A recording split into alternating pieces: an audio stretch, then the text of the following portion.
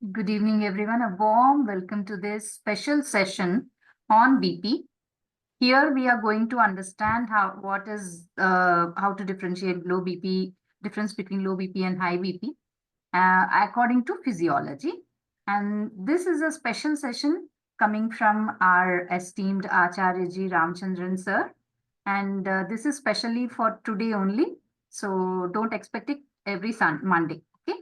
So let us give a warm welcome to our sir. And please remember, being aligned with the session is very important. Please stay in the session, make notes, and try to understand it. Don't ask cross questions in between because the flow of the session will be disturbed when you are cross questioning. You can wait till the end of the session, note down your doubts, and don't disturb the chat box because the flow will be disturbed by sir. Okay, I hope you all will understand. So please don't disturb the session. Wait, note down your doubts, whatever clarifications you have, you please note down in your notebooks, jot it down, and in the end we can ask. And you people are given time to ask about the session, ask your doubts at the end of the session. So please don't forget, don't disturb in between the session, and please stay in the session with clarity, and so that you can understand it better. When you're disturbing, the flow is disturbed, the session is disturbed, and also the connections are also disturbed. When someone is trying to explain us, all the things will be disturbed. So I request all of you not to write anything in the chat box. We don't mind to disable the chat box, but instead it is only given for your convenience, so that you people can give, in case of any emergency, you can just type in the chat box. But otherwise, please don't disturb. Okay. So from all of us, from Joshys Kerala Group, let us give a warm welcome to our the esteemed Acharya Ji Ramachandran Sir. A warm welcome to you, sir. Good evening, sir. Please take over the session, sir. Thank you. Thank you, Lalita Madam, and thank you, Joshi Sir, and thank you, Joshys Kerala Group, for hosting this wonderful knowledge series. And of course, I will try to be slow. I will try to be somewhat slow. Sometimes I speak faster, but I will try to be slow. This session is going to be extremely useful because I am going to try and give you the differences, the effects of high and low blood pressure on different organs, which are all of day-to-day importance to us. And of course, it will also be there in some of the disorders also. So it is very essential to stay tuned and make your own notes, as Madam said. And then whatever doubts you have, you can ask me at the end of the class. I will try to answer them. But I will, at least for about 1 to 1 hour and 15 minutes or so, or maybe slightly more than that, let there be a theory session. It is not very complicated. There are a number of slides to be covered. So you will see the amount of preparation I have put in, only so that all of us can benefit from this session. The point is just not, I am going to only give blah, blah, and go away. No, you will all understand. You will understand the importance of why this maintaining blood pressure through acupressure, acupuncture, neurotherapy, whatever we do, why it is so important. So that's what we are going to cover. Okay. Thank you very much. Now we start. 1 minute.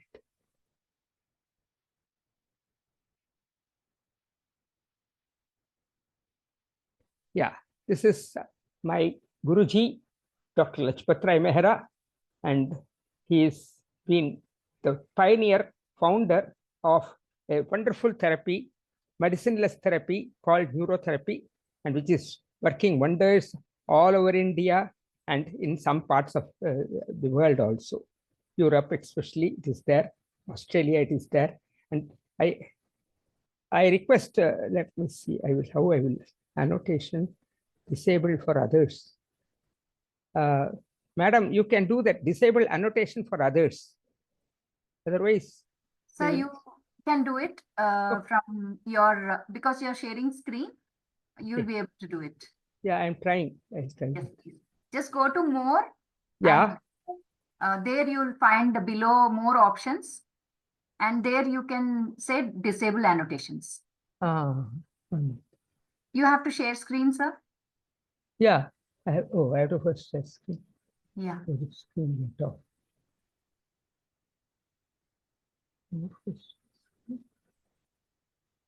Share screen options I got. Okay. Yeah. Yeah. Yeah. Now I got it. Oh, above, sir. Yeah. Now 1 minute. I got it now. Yeah. I have to first disable annotation for others. Yeah. That's Please. Thank you, Thank sir. Okay. So this is our Param Pujya Guruji. We call him Dr. Lajpat Rai Mehra. Now we are talking about the effects of high and low blood pressure on body organs. Some of the information may sound to be very basic because all of you are already healers, but in a lecture, it's always best to go step by step. So we start by finding out what is blood pressure. It is the force of blood pushing against the wall of your arteries as your heart pumps it. And it is measured in two numbers. Number one is called systolic blood pressure, which is the higher value pressure when the heart beats, and that is 120 millimeter of mercury. This is average for up to the age group of 30 or so. This is the This is the blood pressure which is recommended. Higher than that, as the age goes up, the basic systolic blood pressure can become higher. It can go to 130, 140. At the age of 60 or 65 or so, it can go up to 150 also, and that is also acceptable. Okay. Next is diastolic blood pressure. Normally, for a healthy body, the difference between systolic and diastolic is about 40 millimeter of mercury. And this diastolic blood pressure is the most important because it is the pressure when the heart is resting. So the lower the diastolic blood pressure, theoretically at least, it should be better, but it cannot go very low also. So you cannot have a very low diastolic blood pressure because then the heart cannot pump properly, the tissues and the organs will not get blood properly, etc. So there is a minimum amount required, and that is approximately 80 millimeter of mercury for most people. And of course, it also differs from age to age. Okay. So normal is 120 by 80, and according to the American Medical Association, 140 by 90 is called high blood pressure, 140 by 90 or more, and less than 90 by 60 is low blood pressure. And here you can see 140 and 90 is a difference of 50. So you cannot say then let that be this thing. So it can be 140 and 100 by 60. 100 by 60 is okay, but otherwise you cannot have much lower a value. Okay. Okay. So how do you understand the blood pressure? Imagine your arteries as water pipes. We all know water pipe and how your blood as water is flowing through them. So if the water flows too hard, then that is called high blood pressure, and it can damage the pipes. The wall of the pipes can get damaged. If the flow is too weak, that is called low BP, and that means not enough water will reach all the taps. And that means here the taps means the organs. So this is just a simple analogy to understand. And so normal BP is like water flowing smoothly, just right. And high BP is like a hose with too much pressure. You all know that when a hose has too much pressure, it can burst. That is a danger. And when it is low BP, low blood pressure, that means low pressure of water, then it will be like a weak trickle. It can't, nothing will get through properly. It can't go for a farther distance. And so in low BP, normally the peripherals are affected. Okay. So what happens in high and low BP? Your heart, we are always comparing high blood pressure and low blood pressure for everything. Okay. So that you can understand that both the systems are not good. Having a very high blood pressure is also not good. Having very low blood pressure is not good. And that is why all systems of medicine or therapy are working to see that you maintain a normal blood pressure, approximately 120 by 80. So when high blood pressure is there, your heart has to pump harder, like using extra energy to push water through a clogged pipe. That means when a pipe is clogged, blocked, then the pump has to work much more. Then only it can get the water through the pipe, isn't it? And over time, what will happen as the clogging becomes more and more, the artery walls, they get thick and stiff. Normally, we all know that the artery walls require a certain amount of elasticity, because whenever the blood flows, unless the arteries are elastic, the blood will meet with a lot of resistance, and that will heat the heart, that will heat the body also. So that is why it is not needed, it's not good to have a thickened artery, and the thickening is called sclerosis. Okay, so next, low blood pressure is also called, high blood pressure is called hypertension, and low blood pressure is called hypotension. And what it is like a weak water pressure. Your organs or the taps don't get enough water to work properly. Here it is blood. Okay, now here you can see blood pressure category. Normally less than 120 is normal, less than 80 is also somewhat normal. Rest means not too less, approximate. Okay, elevated is between 120 to 129, and less than 80 is elevated. And then high blood pressure, it is called hypertension stage 1, 130 to 139, or here 80 to 89. And then stage 2 high blood pressure is called 140 or higher. This is really where the problems start coming. Okay, and here in diastolic, 90 or higher will be called as high blood pressure. Similarly, you have something called hypertensive crisis. That means the doctor has to be consulted immediately, and that is when the systolic is higher than 180, 200, 210, 220, all these things are alarming. Up to 180, the body can tackle it. And here, higher than 120, definitely that means the heart is not able to get any time to rest. So he should get resting time, and it is not getting the time. So it is dangerous. That is why this higher than 120 and higher than 180 is definitely immediately we have to take some treatment, either the medical treatment or all alternative therapies, but it has to be tackled, it has to be treated. Okay, so now we are going to, in this lecture, in today's lecture, we are going to find out the effects on 5 organs, 5 specific organs. Number 1, most important, is the brain. And I will be spending quite some time on the brain. There will be a number of slides on the brain with photos, etc. The photos make it very easy for you to fix it properly in your head, in your brain, that is. Okay, then the heart, then the kidneys, then eyes and lips. About eyes, we are not touching much, but still we have a few pictures for you to see. And then about the limbs. Limbs means hands and legs. So let us start with this. Here is where the effects on the specific organs. Number 1 is the brain. Hypertension. Imagine a balloon is overfilled with air.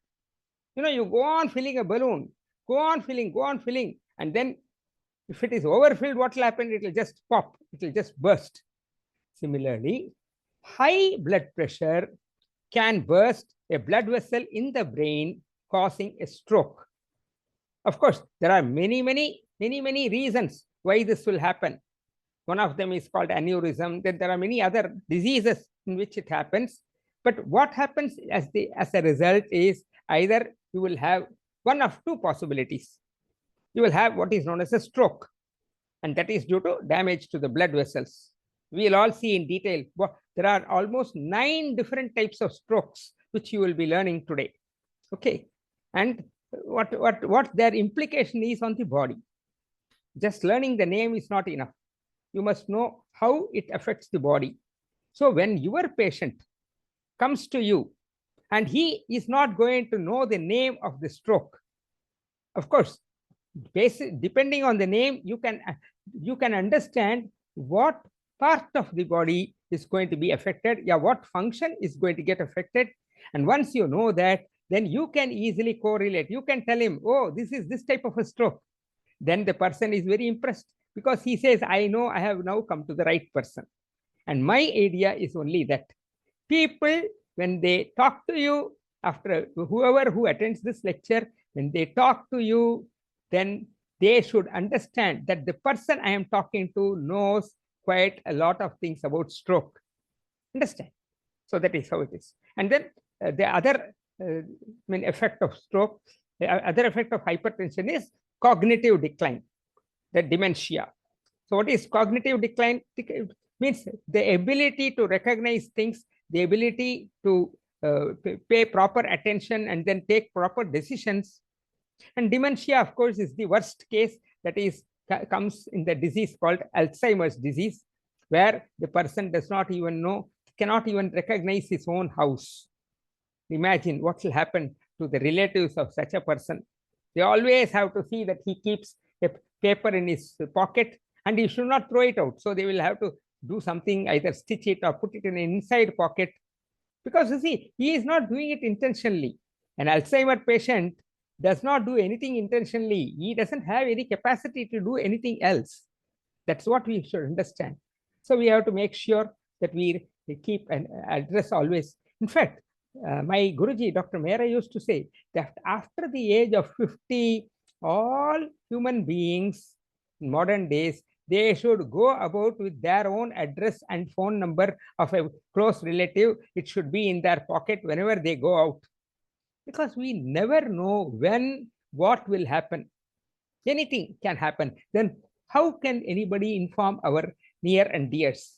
For that, you need some information to be given. Of course, nowadays it's easy to that people can ring with the mobile, but if the mobile is locked, they cannot ring. So in that case, it's better to have a physical paper, a card or whatever it is, nicely laminated, keep it inside the pocket, and then inside pocket, so that anybody who wants to help can help. Okay. Now, so that was hypertension. Now this is hypotension. Hypotension basically manifests itself as dizziness, fainting, and risk of ischemic stroke. So the example is, if a garden does not get enough water, so naturally the plants will wilt and die. They can even die, but at least they will wilt. Wilt means they'll just droop down. Similarly, low blood pressure starves the brain of oxygen, making you feel dizzy or faint. And for your information, in our neurotherapy, we have got wonderful treatments for increasing the oxygen level of the body, for treating low blood pressure, high blood pressure, etc. And I am sure similar things may be there in other things also. But our oxygen treatment really works wonders. Okay, especially with small children, with the people whose oxygen level is below 94, 95, below that, then by this treatment, it goes up by a few points at least, so that the person is feeling better and better. Okay. So now here we have what we should know about the lobes of the brain. So now the brain, you can see here you have a frontal lobe. Then here you have a parietal lobe. And what is the parietal lobe? It is from here, right, from this, right, like a hair band, you can say. It is going from here to here, like a hair band, from one edge, one ear to the other, let us say. And this green area, this is called the temporal lobe. This is temporal lobe. In this only you will have the speech area also. Above the temporal lobe, you have got the sensory speech area. Then this is the occipital area, which is very important for all eye problems and also for certain types of recognitions, etc. But it's very useful. And it contains the area called Brodmann's area 17 and 18. They are very good for eye problems. Then here you have the reading and comprehension area. And then here you have the parietal lobe. This we have seen already. And this is called the pons. This is the pons over here, and this is the medulla oblongata, where we are, those who have attended my neurotherapy classes, you know that we have a treatment called medulla, which treats this area. And this is the cerebellum. And this is another way of looking at it. Here we are looking at only one hemisphere. Here we are looking at both the hemispheres of the brain. And here again, you can see this center line is called the longitudinal fissure. Then here you can see the occipital lobe, the parietal lobe, and then there are certain gyruses which are all areas very important for the brain. So this is a general picture of the brain. This is a very standard picture. It is available in the internet also very easily. Okay, now we have two types of strokes. One is called an ischemic stroke, and the other is called a hemorrhagic stroke. Okay, hemorrhage and ischemia. Now, what is the difference between hemorrhage and ischemia? Ischemia means an area of the body where blood is not reaching. So the cells are dying, and the process of dying is called necrosis. Okay, so that means in ischemia, certain clot will be there inside the arteries, whichever important artery which is passing into the brain, and there may be some clot over there, due to which reason whatever area beyond the region of the clot, that is not going to get blood supply, and so those cells are going to start and die. That is a ischemic stroke. So here you can see the embolus. Embolus means a big clot. It is blocking the blood flow, and that is from here. Here he has just shown here the same picture. Here you are seeing here. If a blood clot breaks away from plaque, this is called plaque. Whatever this unwanted things are there, I will talk about plaque later on also. Build up in a carotid artery. This is the carotid artery. You will see another picture also.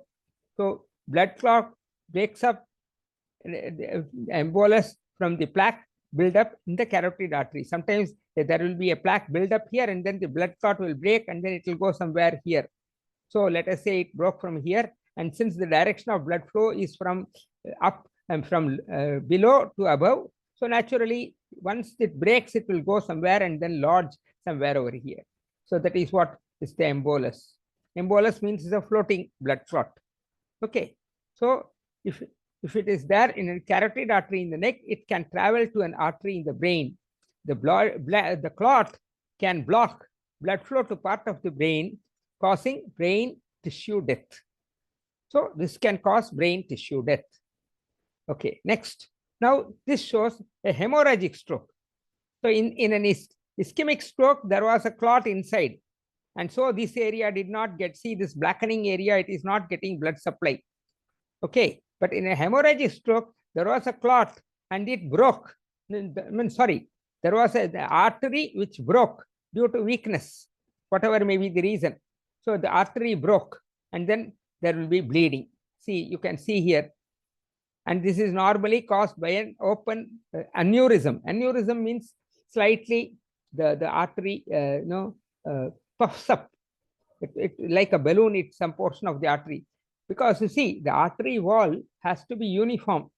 Sometimes due to certain reasons, mechanical defect, etc., some portion of the artery of the inner layer, the inner wall of the artery, that portion, it may become softer. And when there is a sudden high blood pressure, that soft area, that patla, it has become thinner. Sorry, not softer, it has become thinner. So that thinner area may break. And then you can see here, it has broken. See here, you can see the broken, bleeding caused by a broken open aneurysm.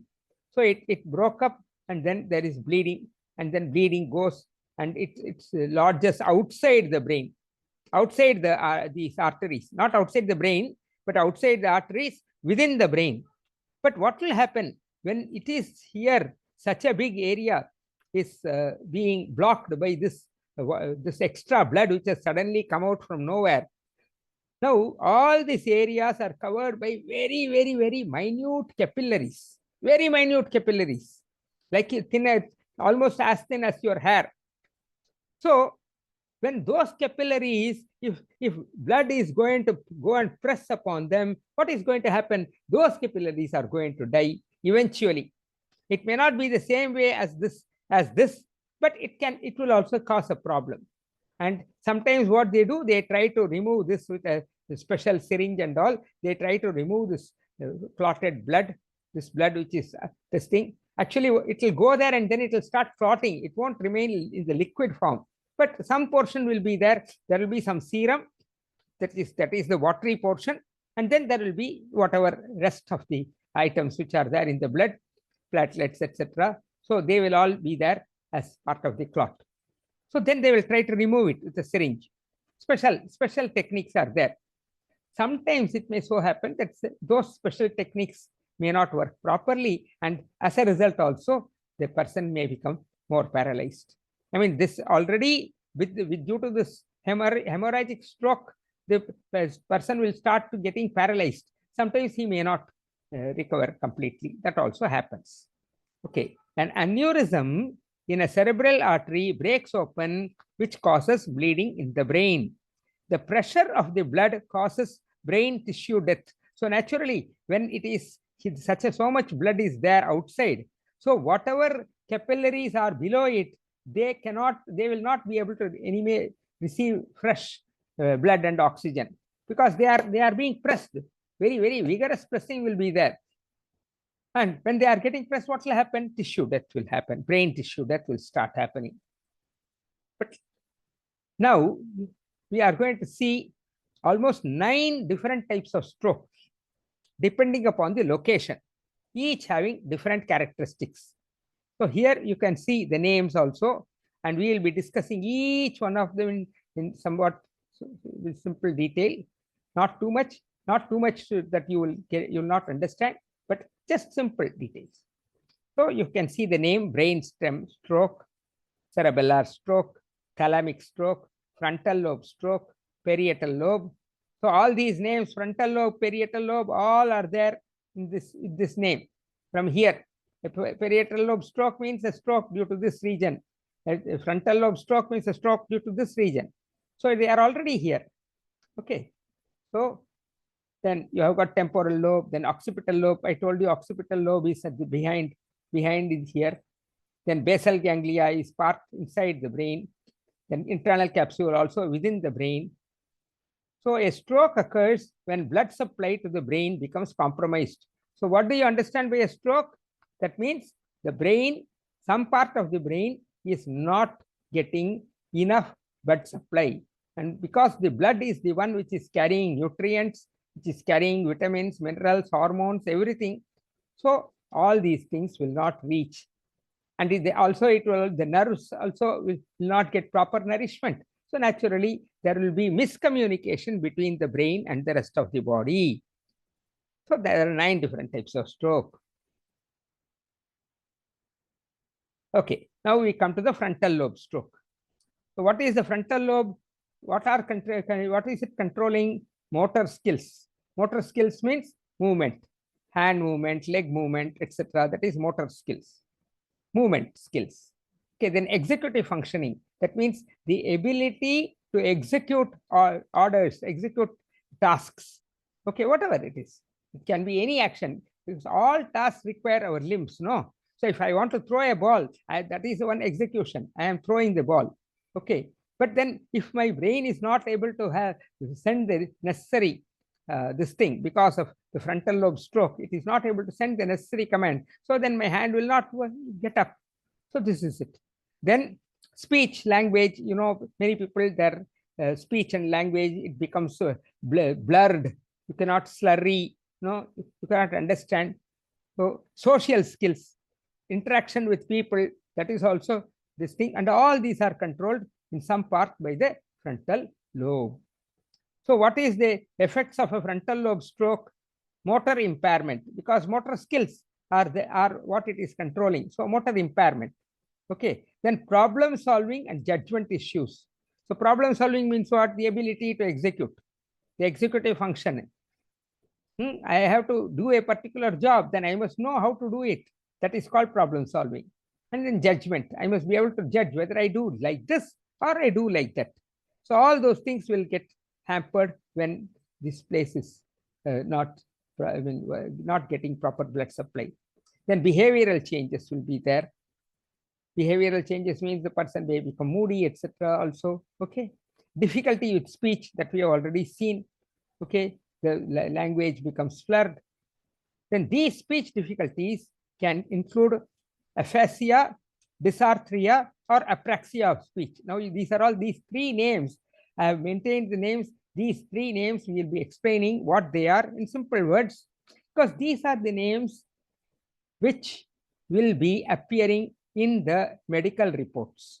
So you must know what is aphasia, what is dysarthria, what is apraxia, etc. Okay, so now let us see.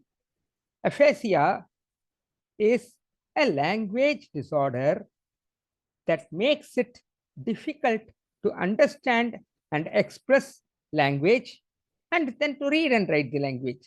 So this, this also happens in the case of children with cerebral palsy. Okay, so it is a language disorder.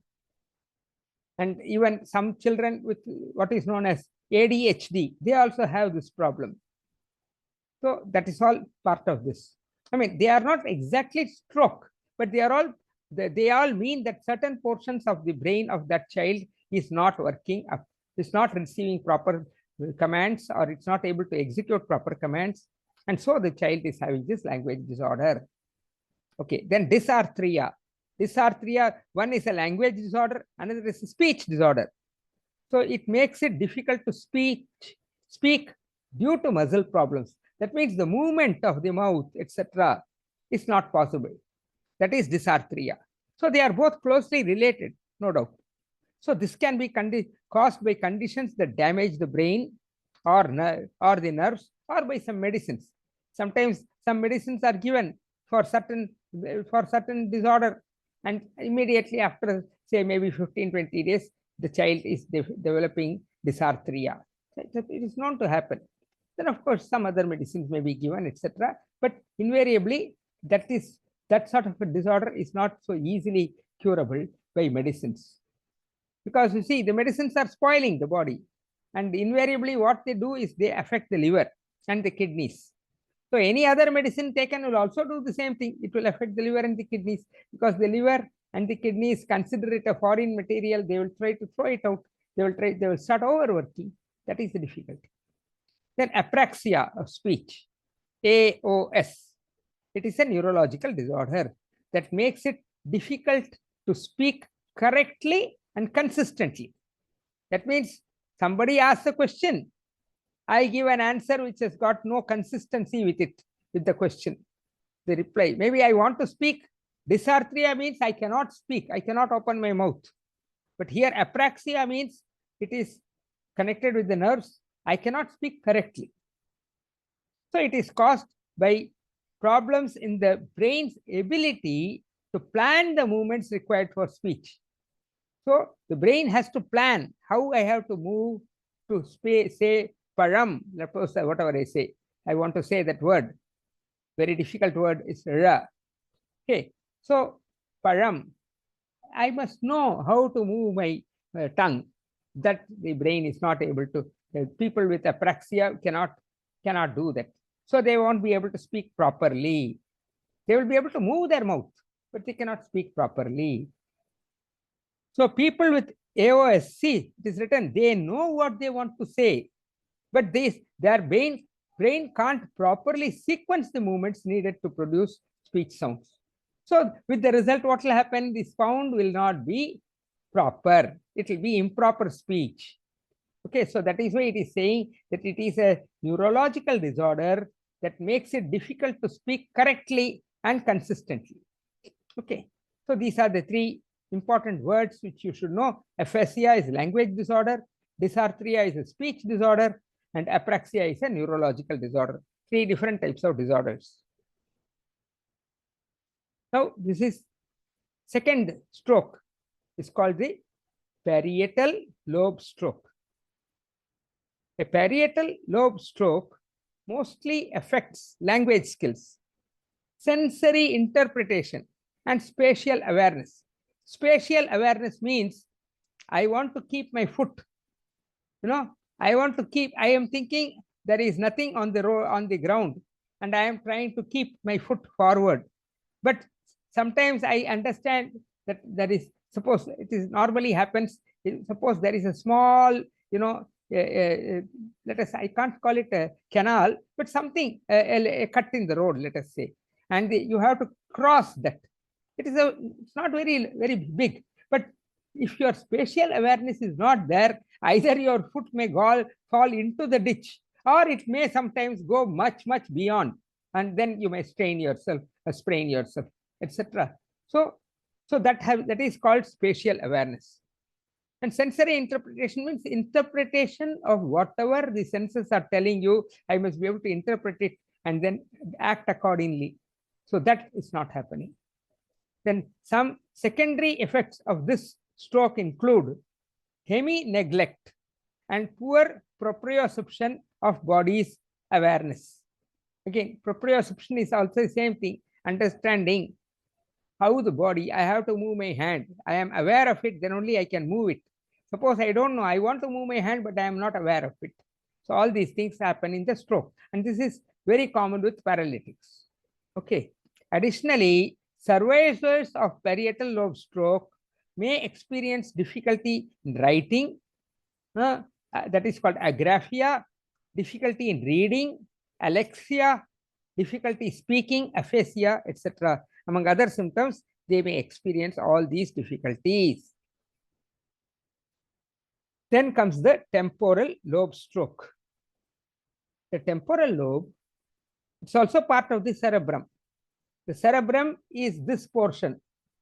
This is the cerebrum. Okay, this, and the top portion is called cerebral cortex, and this is the cerebellum, and this is the pons, and this is the medulla oblongata. So the temporal lobe stroke, this is the temporal lobe. If there is a stroke in this region, it's an area of the brain that controls language comprehension, hearing, and other sensory processes. So speaking, C-A-T, cat. So C-A-T, cat. I must be able to visualize. The moment somebody tells me C-A-T, cat, or just says cat, I must be able to visualize. That is how language comprehension comes. And all of us know that language comprehension is to be developed from childhood. Now, for a paralytic person, from childhood he knew all those things, but then now he is not able to, that comprehension is not there because that portion of the brain, the temporal lobe, it has developed a stroke. So a temporal lobe stroke can affect many important functions like auditory processing. Auditory processing means what? Hearing. Then memory, language, and emotion. So they may have difficulty in hearing. So they see the other person talking, but they are not able to understand because they are not able to hear properly. So they cannot answer properly. So even though, and that is why the language is not also possible because they cannot hear properly. So all these things, and then emotions, they become emotional. People with temporal lobe stroke may become emotional. They may start crying, etc. Unnecessarily, they may become depressed, etc. Then now we come to the occipital lobe. I told you this area is called Brodmann's area 17 and 18. Now Brodmann was a scientist who found out that there are 50 different areas of the brain which are doing 50 different functions. Okay, so he researched extensively on that, and he came up with the areas of the brain which are called Brodmann's areas. So Brodmann area you have got from 1 to 50, and out of that the occipital lobe area is given. The inner one is 17, outer one is 18, etc. It is given 2 numbers. Okay. So the occipital lobe stroke is a type of cortical stroke. Cortical means it is on the cortex, the outer area of the brain. And it often results in vision difficulties. I told you, here is the area which is concerned with vision. that the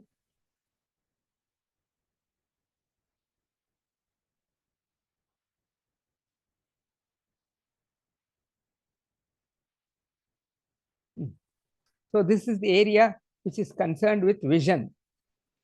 So this can include central vision loss, cortical blindness. The cortical blindness is a type of blindness due to the cortex. Visual hallucination. Hallucination means you see things which other person does not see. No, whatever it can be. It can be lights, it can be anything. It can be images. Okay, or other secondary effects like prosopagnosia. What is this agnosia? Prosopagnosia is the inability to recognize faces or inability to interpret facial expressions and cues. So they cannot understand a person is smiling, they can't interpret it, why he is smiling, why he is crying. Suppose somebody is crying, they cannot understand it because they are unable to have this inability to recognize the face. They don't know the person. Though they know the person, they don't know. 1 minute.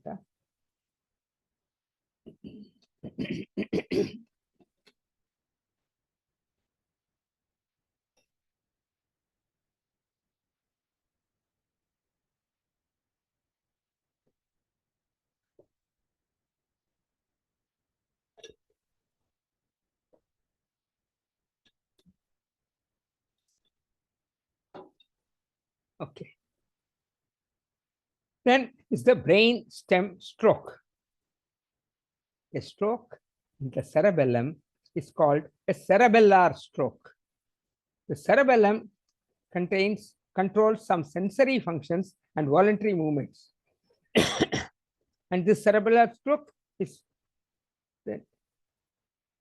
it is useful for voluntary movements, specifically for balance and coordination. Okay.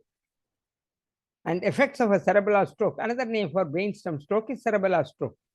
Okay. Effects of cerebellar stroke may include ataxia, balance difficulties. Ataxia means what? The child will move like this. You know, they cannot move properly. They will do like that, and they will move. They will be able to move. Can be for children or it can be for adults also. So that naturally, when you are moving like that, you will have balance difficulties, isn't it? And spatial awareness issue.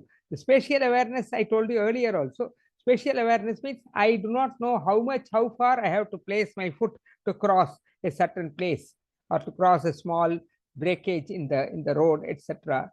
Or even a small stone. I want to lift my leg and put it above the stone. I want to put beyond the stone, but sometimes my leg may go and strike that stone itself because the spatial awareness I am not able to get.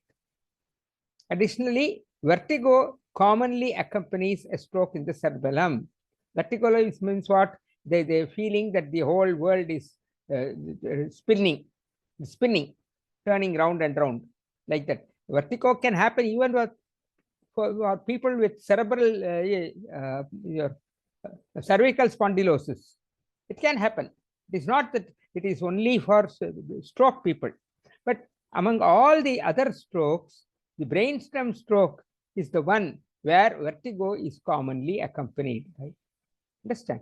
No other stroke has having that problem, but brainstem stroke has got this problem of vertigo. So such a person has to be very careful to move around. Even sometimes turning one's head from one side to other, they may have a lot of difficulty because that it will start spinning. Okay. Then we have a part of the brain called the thalamus, a very important part of the brain called the thalamus. And when a stroke affects the thalamus, it is called a thalamic stroke.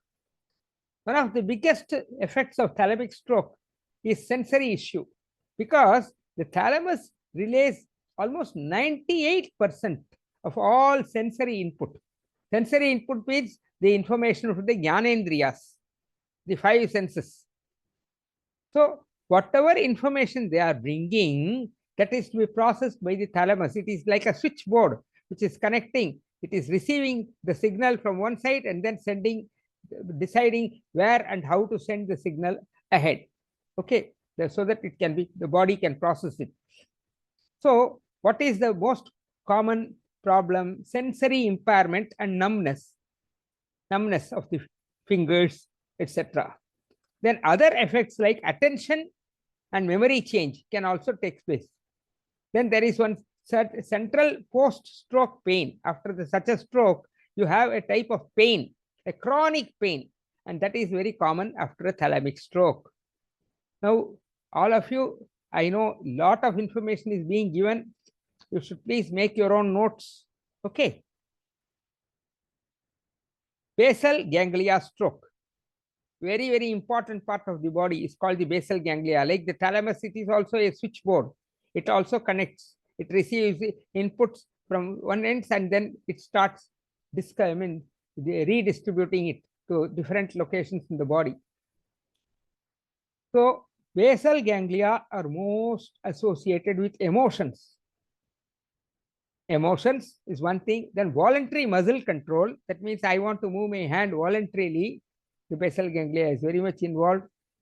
And in fact, in Parkinson's also, basal ganglia is involved. Okay. Because that all deals with voluntary muscle control. Then cognitive function and memory.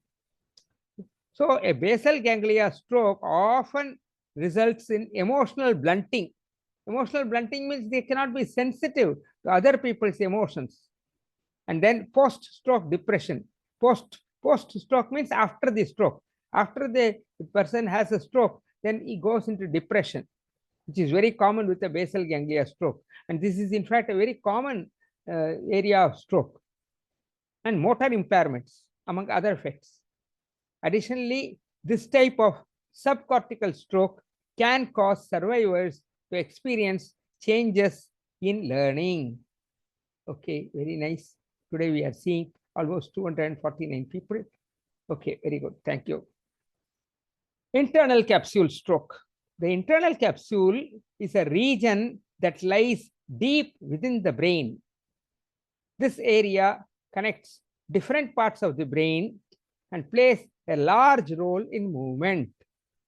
So, motor impairment means the ability to move hands and legs. That is called motor impairment. Inability, rather, are the most common effect. This can include hemiplegia. Hemiplegia means the half part of the body is not working, especially the lower limbs do not work. Okay. And then facial weakness can happen, as in Bell's palsy. Also, in addition, hearing, sensation, and recognition can also be affected. If motor impairments are the only secondary effect, means sometimes hearing sensation is not affected, only motor impairment is there, then this type of stroke is also called a pure motor stroke. So the internal capsule, this is deep within the brain.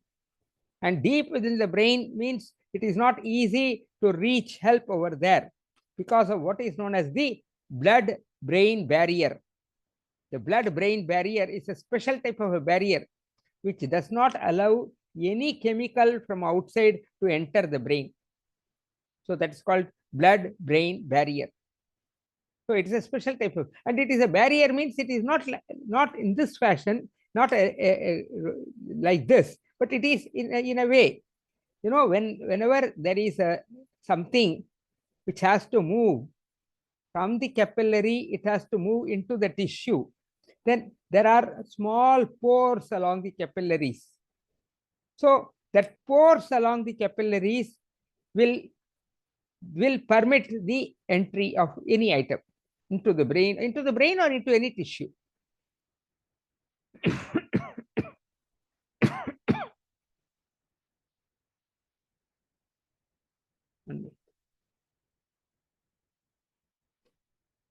Okay, into the brain or into any other tissue. Then what will happen here in the blood-brain barrier?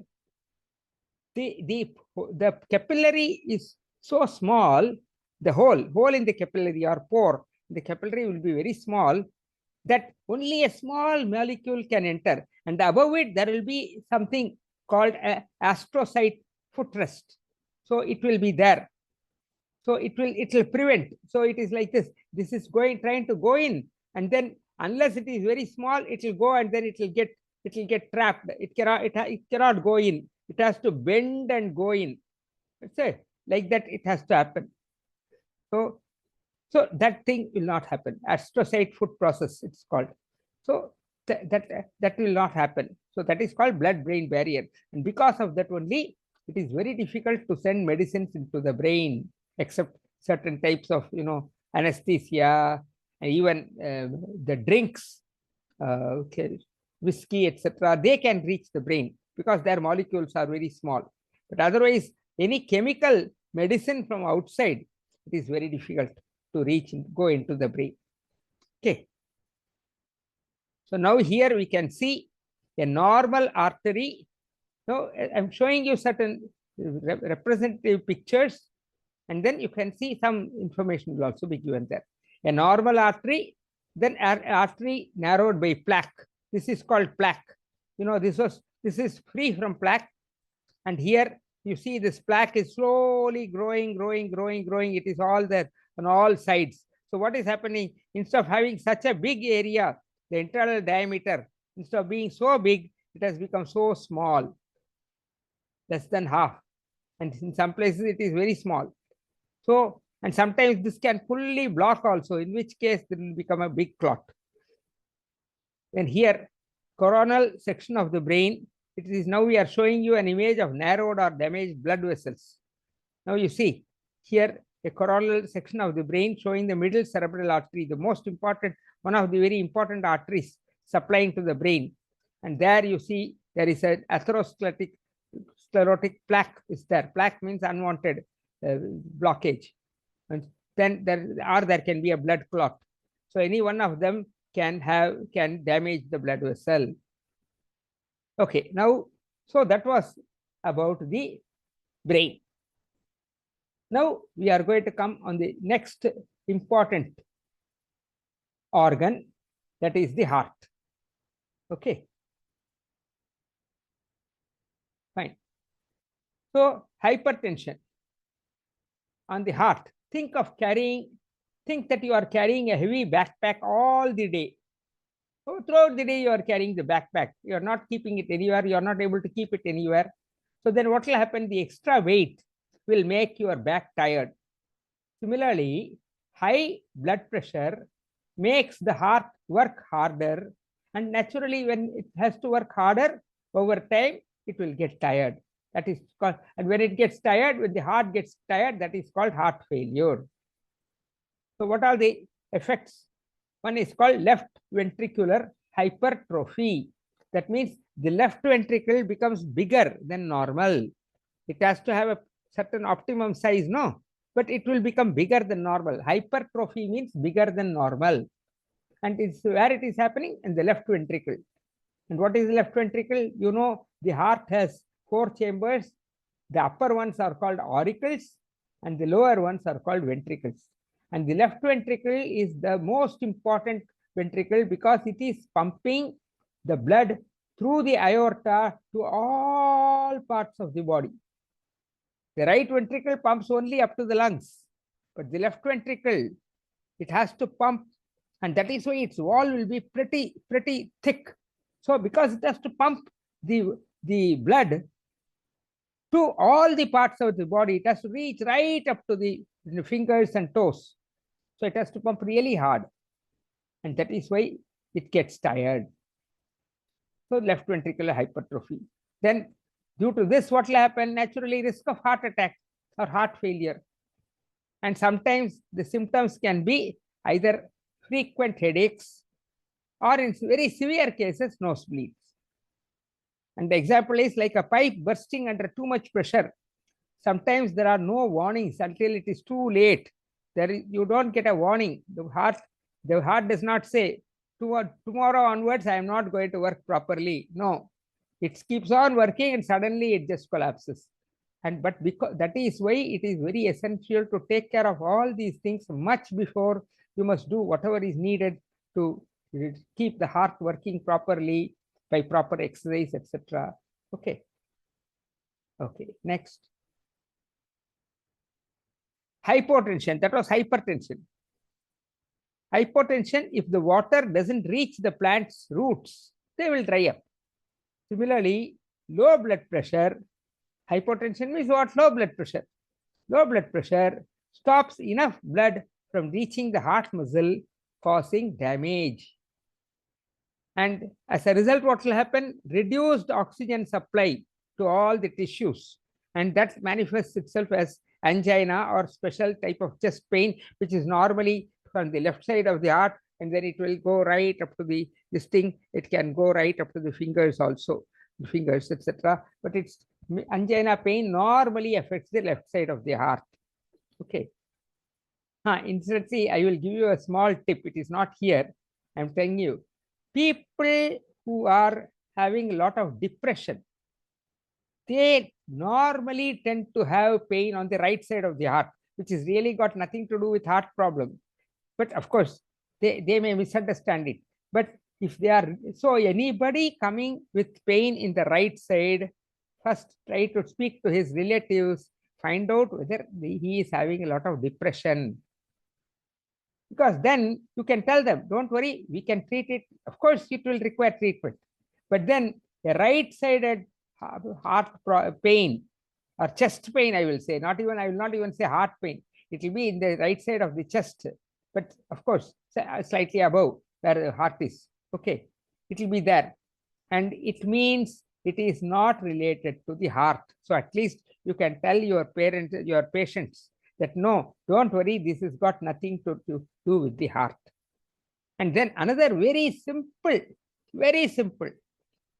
way to know whether a person is having a problem with the heart, that means the heart is not receiving proper blood supply, then for that thing, the easiest this thing is ask him to walk fast. And if he, even after about say 10 or 15 steps, suppose he starts panting and becomes breathless, then you can understand he is having a problem with the heart. So such a simple thing. In Hindi, we call it chalte chalte saans phoolna. That means breathlessness while walking. So naturally, I will elaborate on this a little bit more, that breathlessness while walking means then naturally breathlessness while climbing the stair, you won't be able to climb even 2 stairs or 3 stairs. Okay, 3, 4 stairs, he can't climb more than that. If he is having breathlessness while walking 10 or 15 steps. But suppose he has breathlessness after walking only 50 or 100 steps, then that you can say that is because of lack of proper training or stamina. Okay, so that is not necessarily a problem of the heart. Still, one more tip. Suppose he is able to walk fast, but he cannot talk while walking. While if he talks while walking and he pants, then also that means it is not yet full heart problem, but it is starting somewhere. Similarly, suppose he cannot climb the stair. He can climb the stair, all right, but if he starts talking and climbing the stairs, then he becomes breathless. Then also it means some problem. It's possible. He's not having really immediately heart problem, but then it can develop into a heart problem. Maybe there's a small clot somewhere, etc. Because that is what is causing this problem. And suppose a person says, when I walk, I am all right, but if I carry even a small load, say 5-kilo load, people have to go for shopping, naturally. Of course, nowadays there are delivery systems, but still, suppose you have to carry a small load, and that causes you tiredness or breathlessness, then also you can understand there could be some problem with the heart. Okay, so these are all very simple, let us say, diagnostic tools to understand whether it is a heart problem or it is not a heart problem. Okay, so that is it. Then reduce oxygen supply. Low BP stops enough blood from reaching the heart muscle, causing damage. So the symptoms will be dizziness, natural, when the tissues are not getting proper blood supply. The brain also won't get, so naturally it will become dizzy because it's not getting enough this thing. The brain requires 25% glucose. And where is this glucose going to come? Only through blood. Okay, so the brain requires that. And the brain has got the capacity, it does not even need insulin for that glucose to work. If the glucose is there in the blood, the brain can utilize it. But provided this thing, the body is all right. Similarly, for dizziness, if it is dizzy because the heart is not able to pump because of reduced oxygen supply. That is why the brain is getting dizzy. Dizziness comes from the brain. It is not from the heart. Understand? Dizziness is from the brain, but that is because the heart is not able to pump properly. The fainting, etc., fatigue, too much tiredness. I do a little bit of work and I feel too much tired. Then that is possible that the heart is not properly beating, properly pumping. And that can be, if you check the blood pressure, it can be blood pressure is low. And the example is, it is like a power outage. Everything slows or stops. Understand?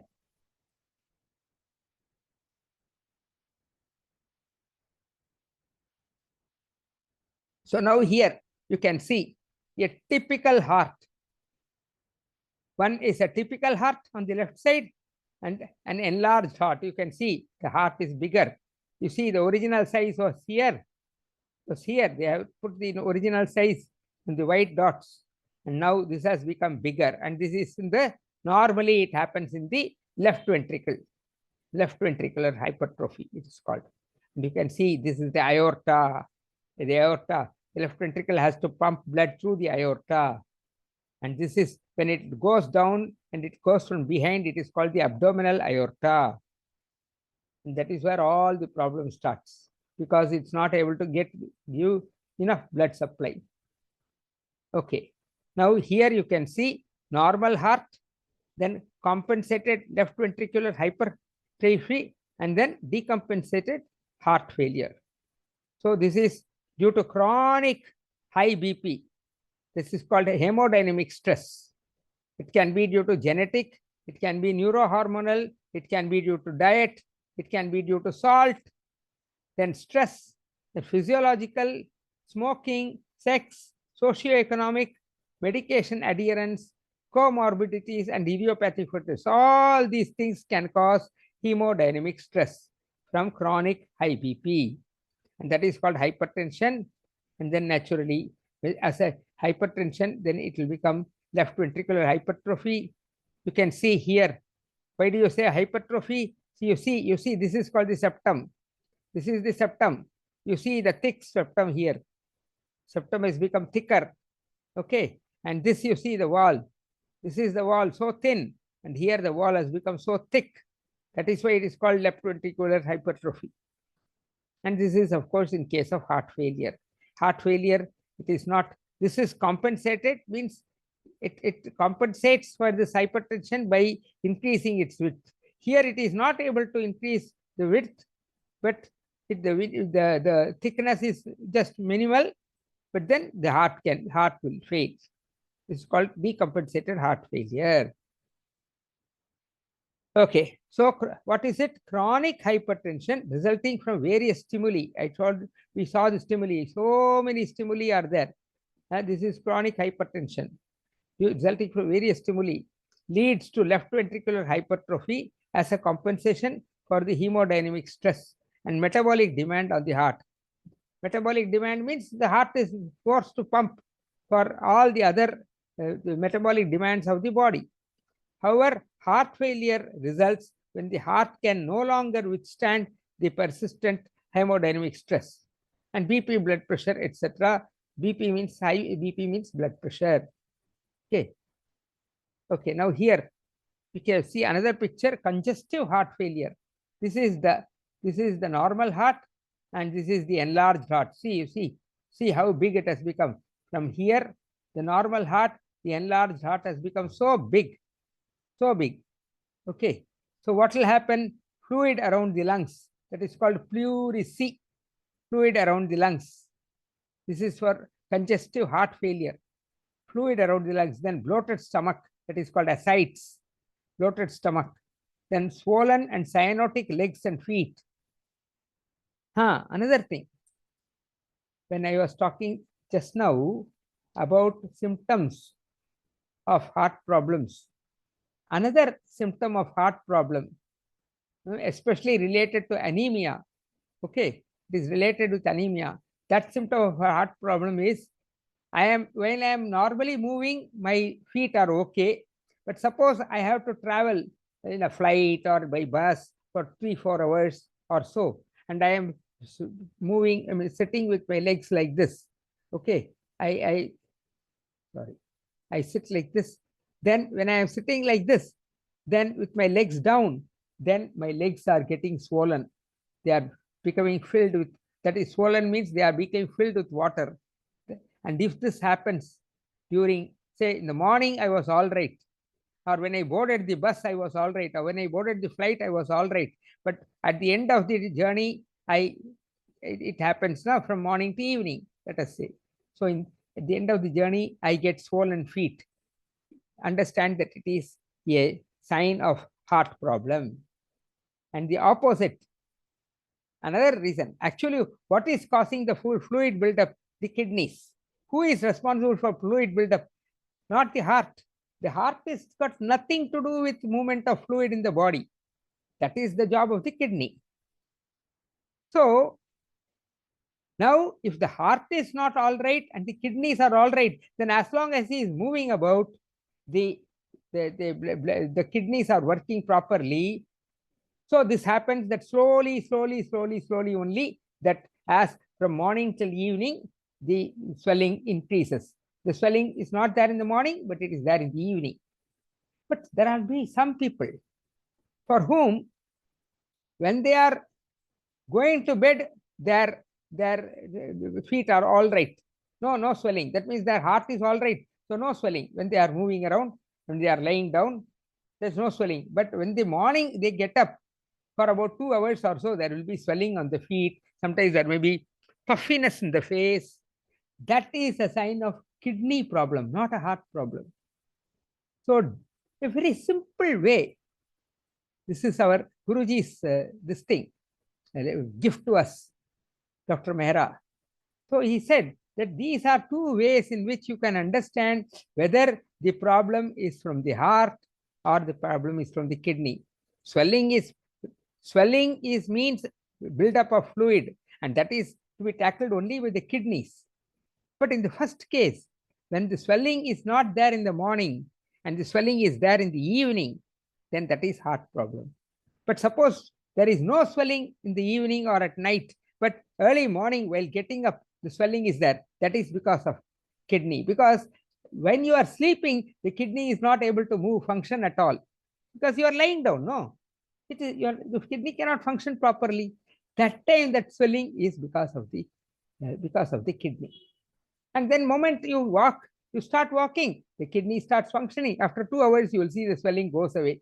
I mean, in the beginning stages. It will happen. So there you have to give treatment, and then proper treatment by acupressure. Neurotherapy, we have got a lovely treatment for all these things, for this type of swelling, both this type of swelling due to the heart and due to the kidney. Okay, so now this is congestive heart failure. It will have fluid around the lungs, bloated stomach, swollen and cyanotic legs. Cyanotic means this blackening bluishness. Cyanosis means bluishness. So that is it. And this is the enlarged heart.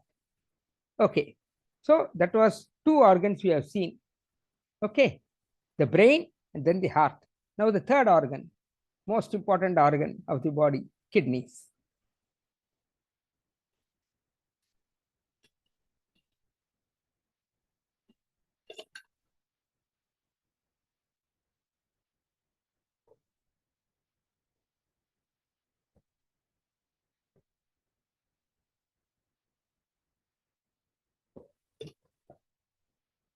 Good. Fine. So now kidneys during hypertension, what is happening? What is a kidney? It is a filter. It's a special type of filter, that's all. Because it has got some different types of, one is filtration, then it has got tubular resecretion, etc. So many things are going on in the kidney. Okay. So what it is like a sieve. It's like a sieve. chai ki chalni, we can call it, the tea filter, or the coffee filter, whatever way. Okay, so it has got lots of holes in it. Okay, and the holes are such that they will allow this thing to go out. So we'll see here. Here you can see this is the kidney, a simple this thing of the nephron. Nephron is the structural and functional unit of a kidney. So we'll come to this. Okay, so if it is like a sieve that is overloaded and tears means it tears away, like tearing. Okay, it can't filter properly anymore. And what happens? The high BP damages the kidneys filters. So we'll see why it happens. So then damage glomeruli is the disease is called nephropathy. Then you have got, finally it goes to chronic kidney disease, which has got the abbreviation CKD. Then hypotension. You see, it doesn't get enough water, nothing filters out.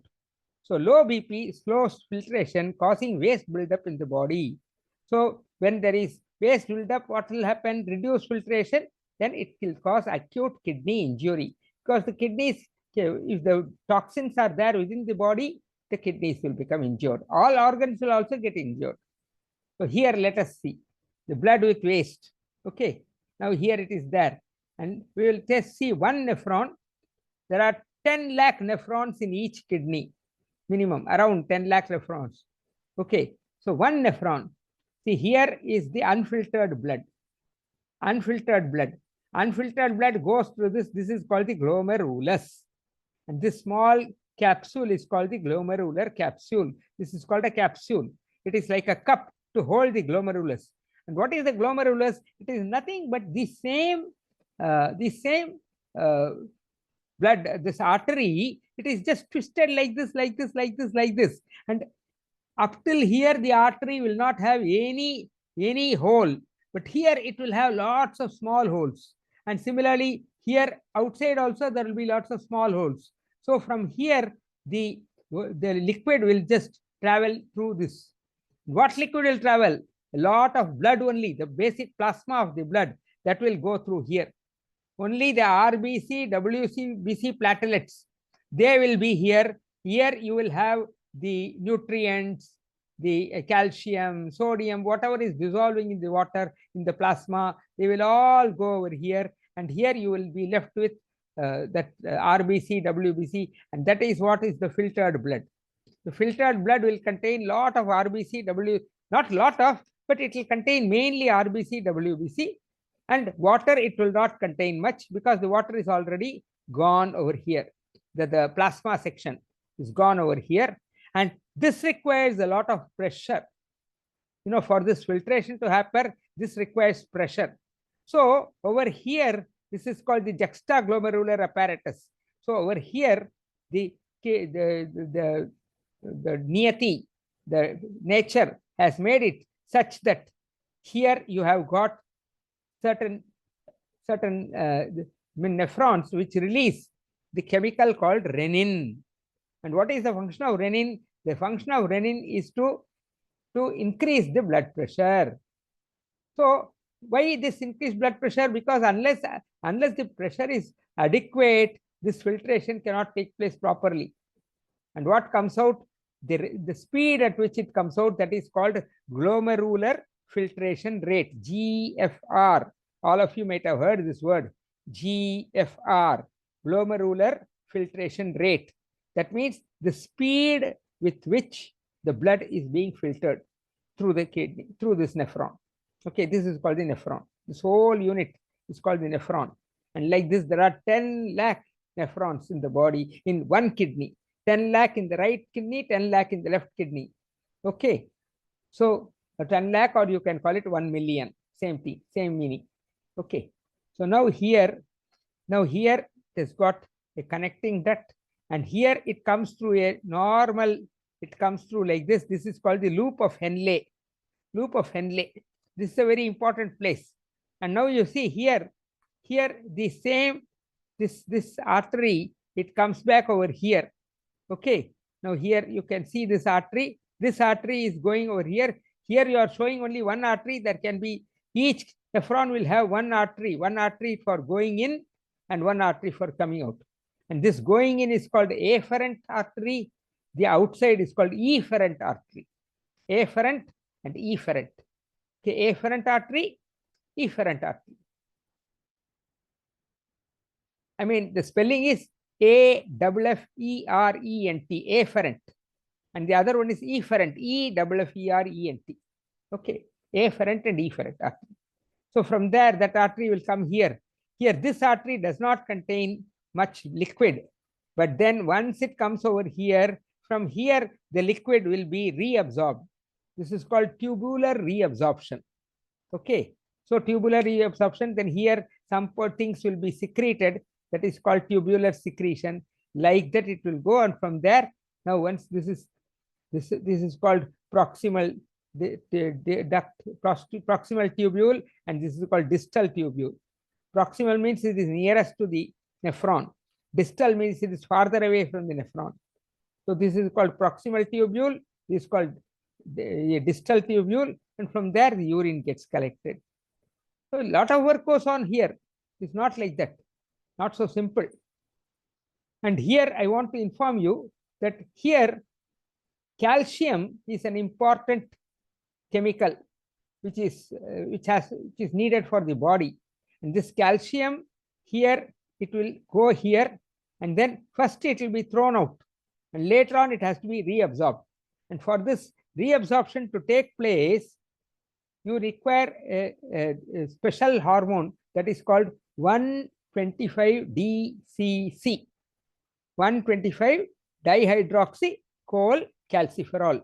This is not needed for you to know. You should know that there is the full name is not needed. 125-DCC you should all know. And this 125-DCC, if it is not there in the blood, then the calcium, whatever is there in the food, it will just go out through the urine. It will get thrown away from here. It will get collecting duct, and it will exit the duct. Okay. So to prevent calcium from going out, you require this 125-DCC. And you know what? In neurotherapy, we have a formula called 125-DCC. And that exactly does that. It produces 125-DCC within the body. And then by that, it's a formula called 125-DCC, of course, where we stimulate certain organs in certain sequences. And then we are able to see that a person who says he is having calcium deficiency, his blood calcium level goes up, because this 125-DCC prevents the calcium from being thrown away in the urine. And not only that, some part of the calcium will also get thrown away by the motion, feces. That also this 125-DCC prevents. So that is a treatment by neurotherapy. So all of you should, if you are interested, you should start coming regularly to my classes. We'll be announcing paid classes also soon. And then you should start attending, and it will be very, very interesting. I tell you, very, very useful also. Okay. And we can do a lot of things for kidney problems, for heart problems, everything. Fine.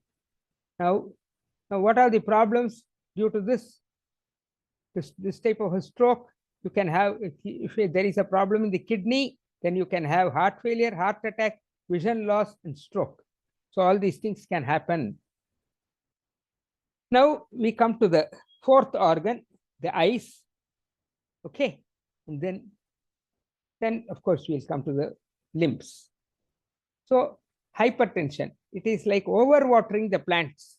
High BP can flood the tiny blood vessels in your eyes, damaging the retina and causing blurry vision or blindness.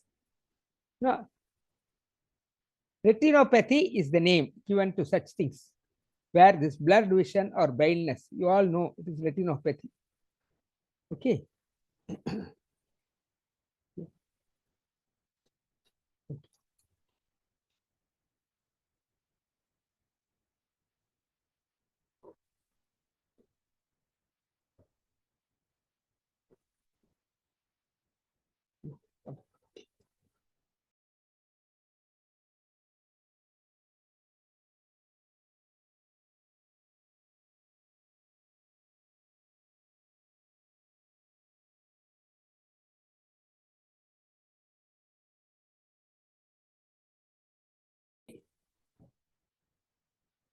So, okay, fine.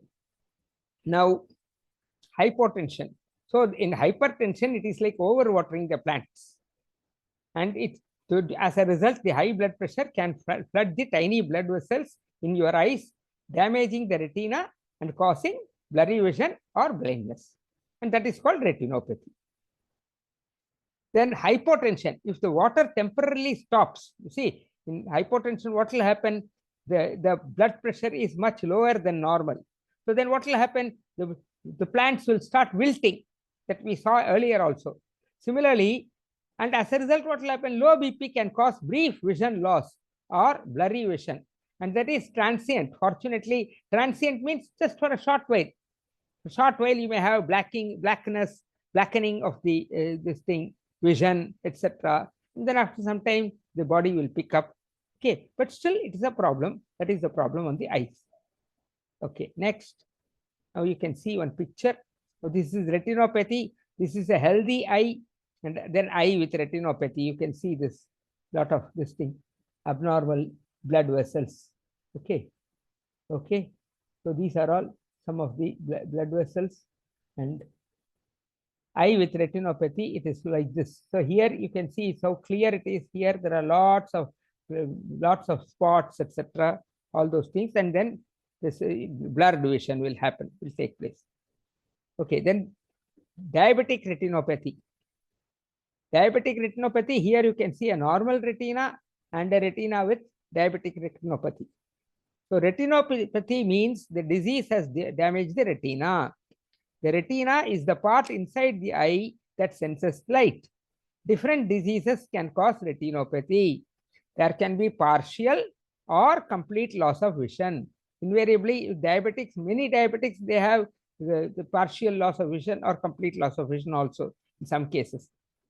Retinopathy can develop slowly or suddenly, and then can get better on its own or lead to permanent damage. So that is about retinopathy, about the eyes. Then, of course, hypertensive retinopathy, you have got 4 grades.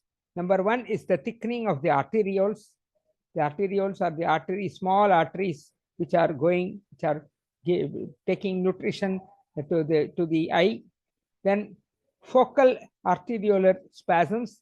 Then veins get constriction, that is called AV nipping.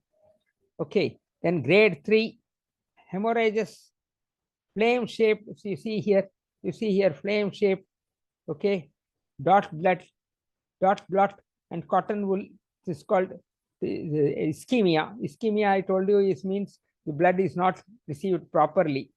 Okay, and hard waxy exudates, lipid deposition. So your eyes, you start getting small waxy exudate. Then papilloedema. This is that's called grade 4. Now, finally, this is the 5th organ. The specific organ is limbs, hands and feet. So in hypertension, because hypertension means the arteries are narrowed down. So narrowed pipes make the water flow slow. The pressure will be there, but the amount of water flowing will be slow, isn't it? Because the pipes are narrow. You cannot get good volume. So causing less water to reach the taps. High blood pressure narrows arteries, making hands and feet cold or numb. Here we will see that both high blood pressure and low blood pressure, both will cause cold hands and feet. So that is an anomaly. So just by hands and feet, you cannot say whether it is high BP or low BP, but both types of abnormality will cause the cold hands and feet. And the disease which is associated with it, it is called peripheral artery disease, PAD, and it is associated with pain or numbness. Then in hypotension, weak water flow may barely reach the traps. So this we have seen what is happening in hypotension. So low blood pressure reduces blood flow, causing cold hands and feet and delayed healing of cuts or bruises. So we know delayed healing of cuts or bruises happens in cases of diabetics, but in same way, in case of this low blood pressure or high blood pressure, whether it is diabetic or otherwise, this thing, delayed healing of cuts and bruises. especially for low blood pressure, because there is not enough tissue, enough nutrition, enough oxygen to reaching those tissue. So the healing of the cuts and bruises will be delayed. And for all such cases, the liver treatment which I have taught you is wonderful. You can help people with hypotension by giving liver treatment. Okay. Then here you can see peripheral arterial disease. What is happening? Poor blood flow and narrow artery. This is a narrow artery and this is a blocked artery. So here in a blocked artery, there won't be any blood going through. It will just go in and then it cannot go out. So that is a difficulty. Okay. Whereas here the poor blood flow is there, and then due to the plaque, this is yellow thing is the plaque. And here the plaque is so much along with the blood clot. See, first plaque will form, then in the plaque, the blood clot after that will start forming, because broken platelets, they all contribute to blood clots. So then it will so happen. So you can here see the peripheral artery or tissue below is damaged, etc. This is what happens in diabetics. Okay. So this is a very simple this thing, very small tips we are giving, because this so many sites are dealing with these things. How to manage BP? So avoid salty chips or pickles. This is very essential. In fact, everybody should avoid salty chips or pickles, because that much salt is not needed for the body. You can have a small amount because you want to increase the taste, but consuming a lot of pickles or papad, etc., all these things are not good for people who are having blood pressure. And eat fruits like bananas. Bananas contains calcium, also a little bit of potassium. So it's very good for the heart, very good for everything, very good for the muscles. So bananas are very nice. Then take a 30-minute walk daily or try light yoga. As I told last time, climbing stairs or walking figure of 8, reverse walking, etc., they are all very good. Especially anything you do to exercise your calf muscles, I told you, is beneficial for diabetics. Then example, think of regular oiling of the pipes to keep them smooth. So all this activity by doing exercise, etc., it is like you are oiling the pipes to keep them smooth. Okay, for low BP, hydration, very essential. Low blood pressure means low blood volume, and for increasing blood volume, there is nothing better than drinking water. So drink enough water. It is like keeping a water tank full. A person requires at least 8 to 12 glasses of water every day. 8 to 12 glasses.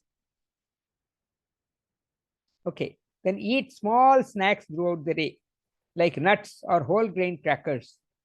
Then think of giving consistent water flow to the plants instead of flooding them, by drinking lot of water at a time. Some people will say, sir, do you drink water after meals? Yes, sir. I consume about half a jug of water immediately after meals.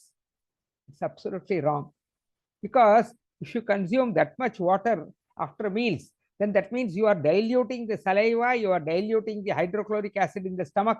So that means your protein digestion will not take place. So you should not drink like that. You have to drink about half a glass to 1 glass, and it should be drunk every hourly. Half a glass to 1 glass every hourly is ideal. You must like that. You must cover about 8 to 12 glasses of water.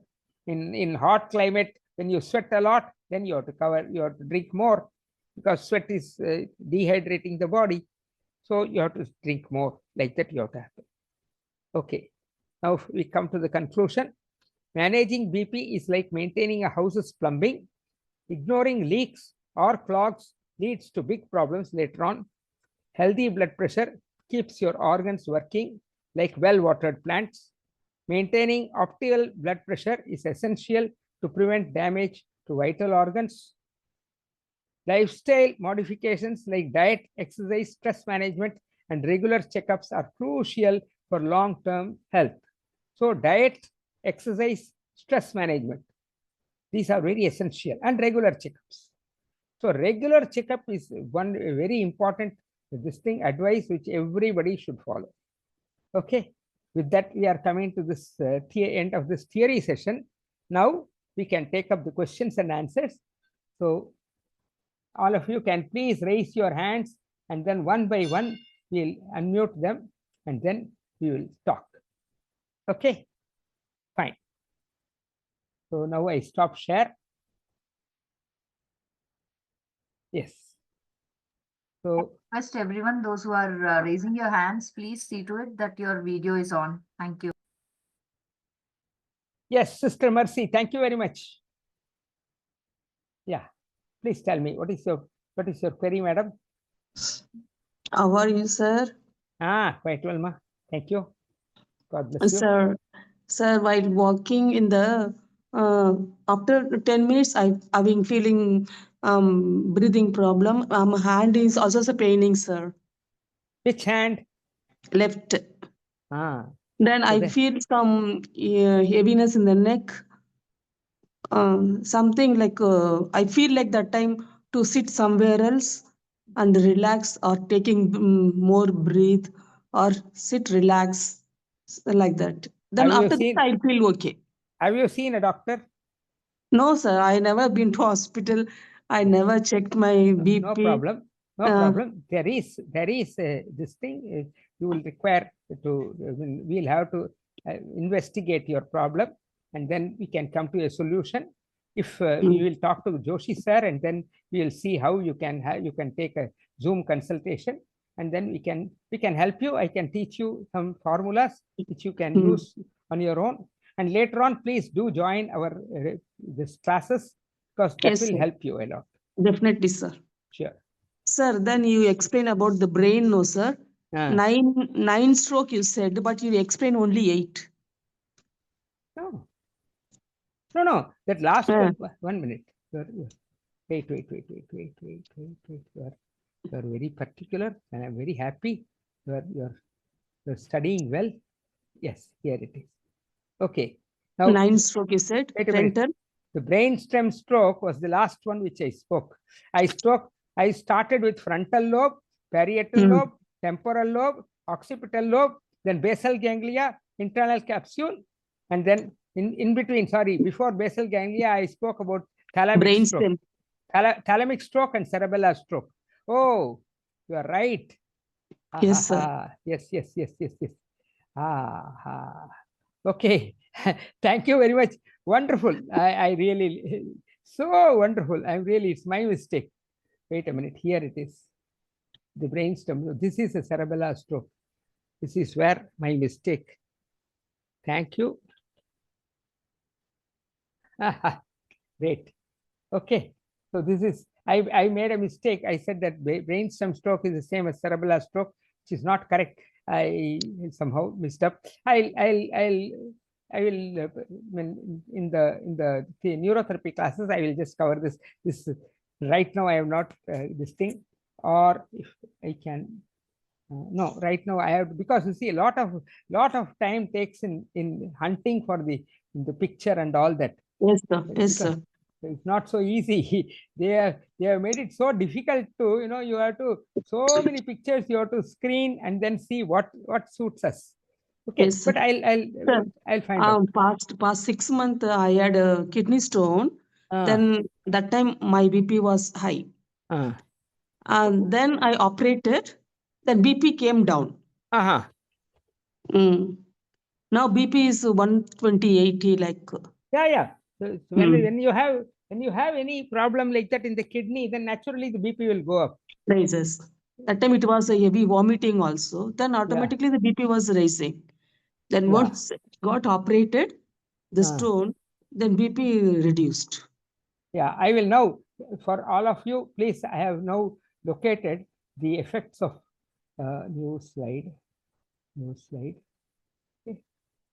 Just give me 1 minute. I will show this to you. All of you can. Thank you very, very much for this addition. Thank you, sir. For telling me. Now this is cerebellar stroke. Okay, brainstem stroke.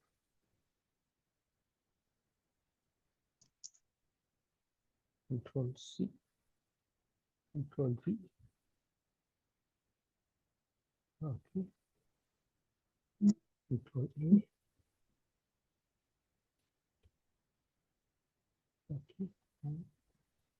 Just give me 1 minute. I'm working for showing you everything. Okay.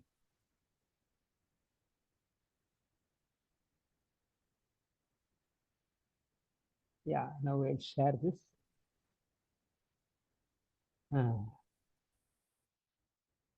Yeah, now share screen.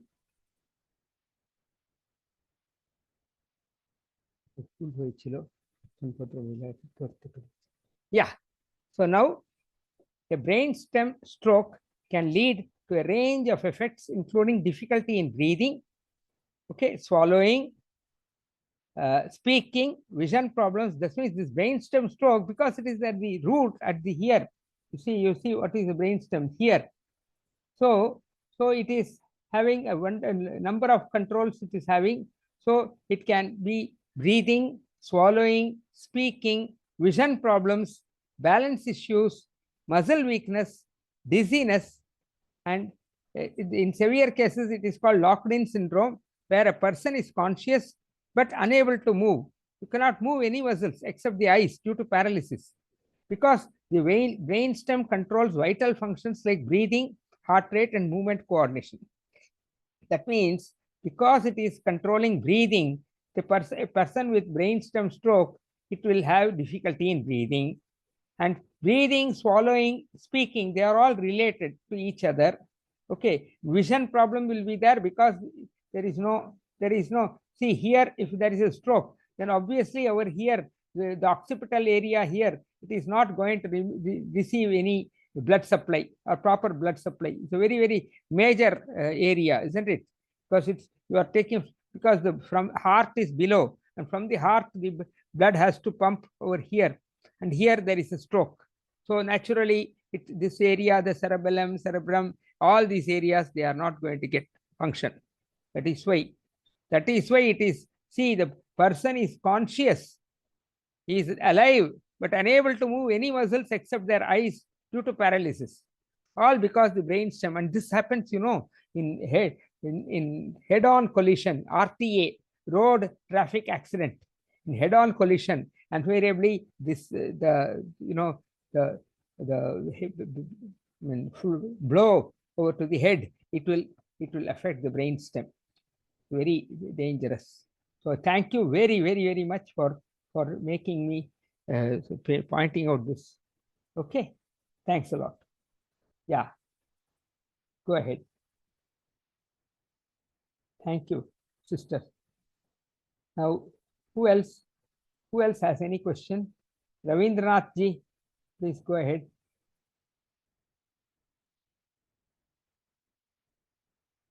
Ravindranath ji, please go ahead. Namaskar. Namaskaram. Sir, actually, when you are this BP range you are telling, 120/80, if it's more or less, then they are declaring high BP, low BP like that, Why this BP range goes on changing over the decades? Because we have. Do you mean now the people are more knowledgeable, or earlier they don't know that the range like that? Because I have seen 1970, your BP range is 100 plus your age. In 1990, it was 140/90. That is the normal range. Why suddenly it became 120/80 like that? But why I am telling even though 120/80, but you are having so many problems, like this one, even unable to walk like that. Even fellow having 140/90, happily he is leading the life. Why that range it is making, and it is became scary for us also? Can anybody else give the answer? This answer is very simple, but coming from my mouth, I would like to see if anybody else would like to give an answer. Anybody else? You can unmute yourself and answer. Only one person can unmute. Otherwise, I'll give the answer, but it's better. You should all think about it. Yeah. Wonderful. Sri Ramji has written wonderfully well. He says pharma company, and he has used the correct word, mafia. Yes, sir, that's what. Still, we have to believe then 120/80 is the perfect, this one BP? Certainly. I cannot comment on this at all because this tube, I mean, this video is going to be seen by people in the YouTube sometimes, and they will immediately. I cannot comment on that, but I am telling you, for different people, the working blood pressure may have to be different. Lifestyle, somebody has written, Mala Joshi ji has written, also correct.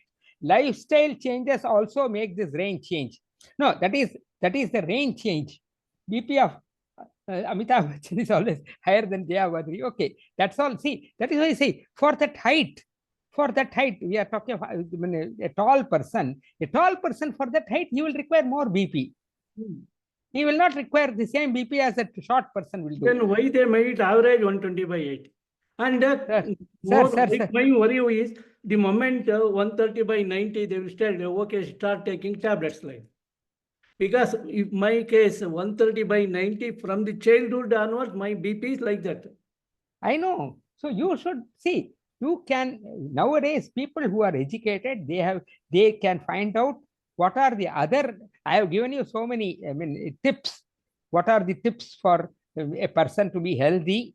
To find out if any other problem is needed, only then you will require to take the tablets. Otherwise, you talk to your doctor. You say, why are you giving this? I am feeling perfectly all right. What is it wrong? Of course, this is all a lot of. The problem what happens, sir, when you go for some operation or like that, they want 120/80. They introduce that tablets that time. For my case also, it happened when I went to the cataract. They told, no, this BP you have to reduce like that. Then I started taking tablets. Now it will become a habit. No. You can see if after the cataract operation is over, you can slowly taper it out. Talking to your doctor, you can taper it out. You can tell your doctor. See, unfortunately, nowadays, this concept of family doctor has gone. See, family doctor originally used to be the best friend of the family. He will know right from the smallest child to the grandmother. He will know everybody's history. And he will make sure that nobody, allergies, etc. He will make sure that you don't take unnecessary medicines, etc. So that system is gone now. You can't do anything. So that is the system.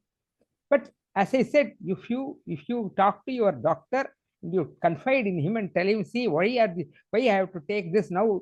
For the cataract operation, I took it. It's all right. Now the operation is over. I have finished with it. Now I'm perfectly healed. And then please tell me, give me a regime to taper it. You should not stop it immediately. That is different. Suppose you are having 2 tablets. Let us see. How many tablets are you having? No, BP only one. Only one tablet. Now you take after talking to your doctor, just cut off quarter tablet. And sir, but why I'm telling this range goes on changing like that. That is because the mafia, because you see how much. See, it is not one change of range means millions of dollars of business. Why they will give up that business? Why anybody will give up that business? Same thing happened in diabetic range also. Yes, exactly. Same way. 140 is before food. Now it becomes 100. This. Okay, there are a lot of people waiting. Okay. Yes. Okay. Thank you. Jyoti Lakshmi ji, please unmute and talk. Thank you. Namaskar, Jyoti sir. Lakshmi ji. Namaste, sir. Yeah, namaste. Sir, I just wanted to know about spinal cerebral ataxia. As I heard, it is a genetical disorder, but the symptoms, what you told that, sir, brainstem stroke is similar to the symptoms which occur during spinal cerebral ataxia. So whether it is genetical or it is due to high BP. And one more question is, can it be curable, sir? Ataxia, when it comes from a younger age due to cerebral palsy, it requires a lot of treatments. Whether it can be cured or not depends on the patient's patience. Many of the people, they don't have that patience. Okay, so they don't take treatment. See, sometimes a difficult disease may require 2 years of treatment with neurotherapy, or I'm not talking of medicine. Medicine has got its own way of working that I'm not aware about it. But I am talking of Suppose it is acupressure or acupuncture or anything, neurotherapy, whatever. We can bring results provided the patient stays with us. And then always, because you see, whenever you bring results with any disease, always there will be up and down. When it becomes down, the patient starts losing interest, or his relatives will say, no, you go and get, you go to another doctor, or you go to another therapy, you try this therapy, you try that therapy. So that is why ataxia, etc., are very difficult to tackle. But still, in neurotherapy, we have seen certain good results provided the patient stays with us. We have got certain centers where ataxia, etc., they have been helping a lot of patients.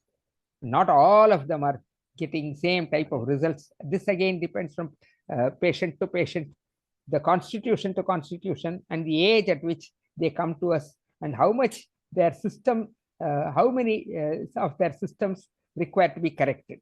So all that, because whenever there is a brain stroke, then obviously number of systems become haywire.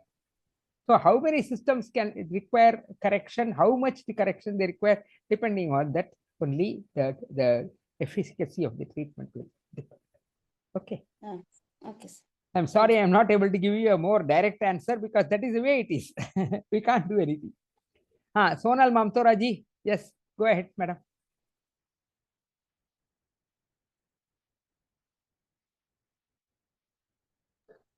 Sir, thank you very much for a very, sir, hi.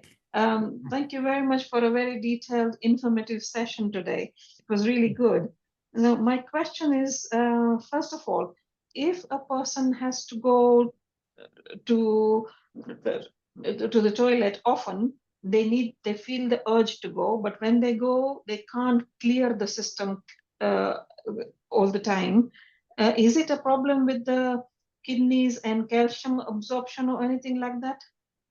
It could be a problem with calcium absorption, not necessarily with the kidneys. It may be a bladder-oriented problem, or the muscles, the pelvic muscles. They might have this because of the age or whatever. Obviously, this is you are talking of an older age. So the Yes. pelvic muscles, they become tightened, and at that time their relaxing power. So such a person requires to do a lot of relaxation techniques, because the body invariably tightens up whenever the stress, mental stress of any kind. I don't mean the stress has to be financial or anything like that. No, an apprehension that will I, because yesterday I could not pass urine properly, is it a problem with the kidney? I mean, all these things, they keep running in the brain while we are urinating. For males, we know it is a problem with the prostate gland. For ladies, it can so happen that it maybe the urine, the uterus is pressing on the one of the urethra or something like that, or on the bladder. All these things with age, that happens because of the sagging muscles. The uterus may be pressing, and for this, no operation, etc., can be done. So again, I repeat the same exercise which I told for last week for urinary incontinence.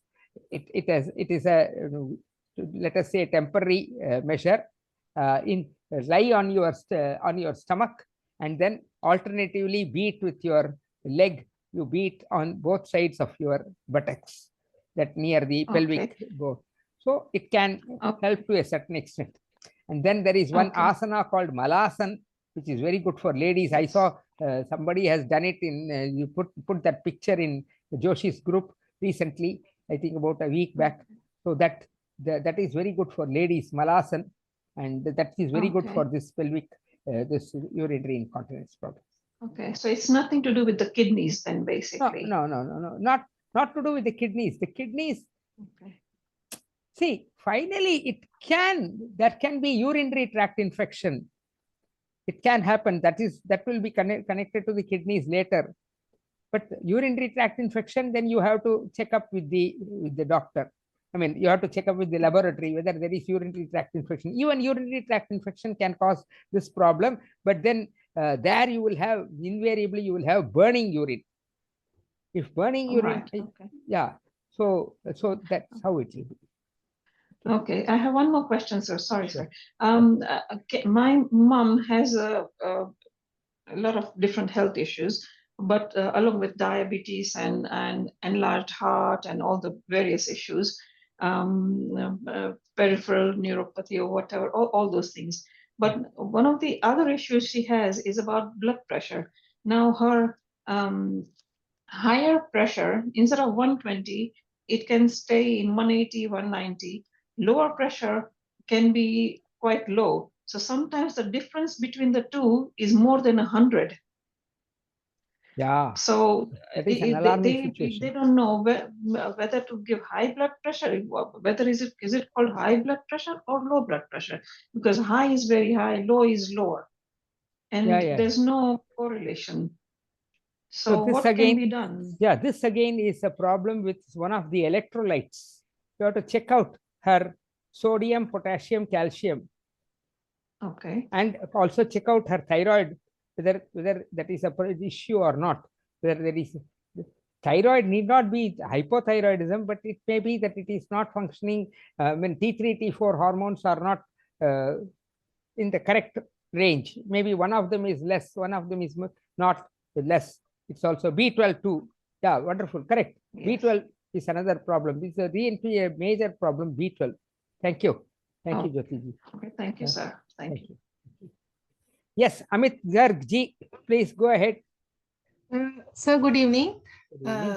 Sir, actually, my question is if somebody is having high BP, means it's symptomless. Symptoms are not there, but when checking that blood pressure is high and when means visited the doctor and he has given the medicine, but after taking medicine also, the BP is not coming in normal range. So what would be the issue and what treatment can be used? See, treatment we are not discussing here anyway, because treatment, only one such treatment I am not having, like, this single point, etc. I don't have it. For me, it's a number of treatments have to be given, which is what we will be teaching you in the neurotherapy classes. But the point is, all these problems, this erratic fluctuations, is because of imbalance in one or more of the electrolytes. And those electrolytes are those four: sodium, potassium, calcium, B12. Okay, these are the main electrolytes which are involved. So sodium, potassium, calcium, and B12, you check their levels. And sometimes if they are taking, one thing which we have noticed is, in case somebody is taking a lot of sodium, so I'm sorry, a lot of vitamin B12 supplements, okay, methylcobalamin or whatever, okay, so spirulina, whatever. So then spirulina at least is okay, but methylcobalamin, etc., if you are taking, then what will happen? The B12 level appears to be high, but then it is not getting assimilated within the body. So then what will happen? That there is an erraticity. And then sodium, potassium, calcium, these are also, if calcium is not proper, then it will also have an effect on sodium and potassium. So you must come out with all these four: sodium, potassium, calcium, and B12, and sometimes even folic acid, if it is a lady. So these are all the players, major players. And then we have one vitamin called thiamine, which is a vitamin B12, B group vitamin, thiamine. So that also can cause problems. So you have to check these things. Okay, that is why I said it is not one simple solution. Listen. Thanks. Welcome. God bless you. Ritu Agarwal ji, go ahead, madam. नमस्ते sir. नमस्ते. हाँ sir, मेरे को एक बात पूछना था. You told कि जैसे while talking or while climbing stairs, if you feel panting, so that means you are going to have a heart problem. It's just starting stage or something. So sir, while talking on phone while walking, so I am not feeling breathlessness, but the other person on the phone says, "Are you doing something?" You are like breathless. So is it the same एकदम thing? शुरुआत है, चिंता मत करिए, आप neurotherapy में आइए, चिंता मत कीजिए, और you can have your own acupressure आप करवा सकते हैं, जो भी करवाइए, आप सिर्फ सिस्टम्स को ठीक कीजिए. थोड़ी सी है उसमें प्रॉब्लम, ये दिस इज, वो क्या है, if the other person feels you are panting, then that means you do not know it, that means ये इतना सीरियस नहीं है. But the other person says you are panting, that means कहीं ना कहीं तो है ना, वो क्यों, वो झूठ थोड़ा ही बोल रहा है कि नहीं? So so he is worried about you. तो उस समय क्या है कि आपको मैंने हाँ, इसमें इमीडिएटली अभी क्या करेंगे, आप स्टेयरकेस वॉकिंग कीजिए, फिगर ऑफ 8 वॉकिंग कीजिए, जिनजीदुली करिए। जिनजीदुली इसके लिए बहुत अच्छा है। तो और वो भी सब चेयर पकड़ के करना है, बहुत सिंपल है। पहले आंखें बंद करके मत करना, और बाद में वो चेयर पकड़ के आंखें बंद करके करके करना। ऐसे करते करते करते you will say with in 2 months you can, फिर उसी व्यक्ति से, उसी दोस्त से बात कीजिए, अभी कैसा है मेरा। तो ऐसे ही चलते चलते भी बात करना है। नहीं नहीं, मैं सीरियसली बोल रहा हूँ, because see the situation should be identical. उस दिन आप चलते चलते एक पर्टिकुलर स्पीड में चल रहे थे जब उससे बात किया आपने, और आज आप दूसरे स्पीड में चल रहे हैं, या आप एक जगह पे खड़े होके बात कर रहे हैं, तो naturally it will make a difference, है ना? तो आपको वो ये को भी स्टिमुलेट करना है, सिमुलेट करना है, that you should bring that, all of you understand this. If जो भी मैं बोल रहा हूँ ना, ये सब सिम्टम्स वगैरह, अगर ये सब चीजें आपको टेस्टिंग करना है, इन द सेंस मैंने ये जो मैंने सिंपल नुस्खे बताए थे, whatever small tips I have given you, if you are relying on other people, or on what you call as subjective evidence, it's called subjective evidence. Okay, if you are relying on subjective evidence, then you should identify, or I mean, you should replicate the same these things on a future date after you have taken my treatment, or acupressure or acupuncture or whatever. After you have taken the treatment, you must go to that person and then give him the same this thing feedback you will get, because he is your well wisher. Understand? ठीक है ना? Welcome. हाँ, अतुल लखानी जी बोलिए जी। Oh, sorry, before you, Meenu Agarwal ji was there, I'm sorry. आप पहले मीनू अग्रवाल जी को बोलने दीजिए, उसके बाद मीनू अग्रवाल जी।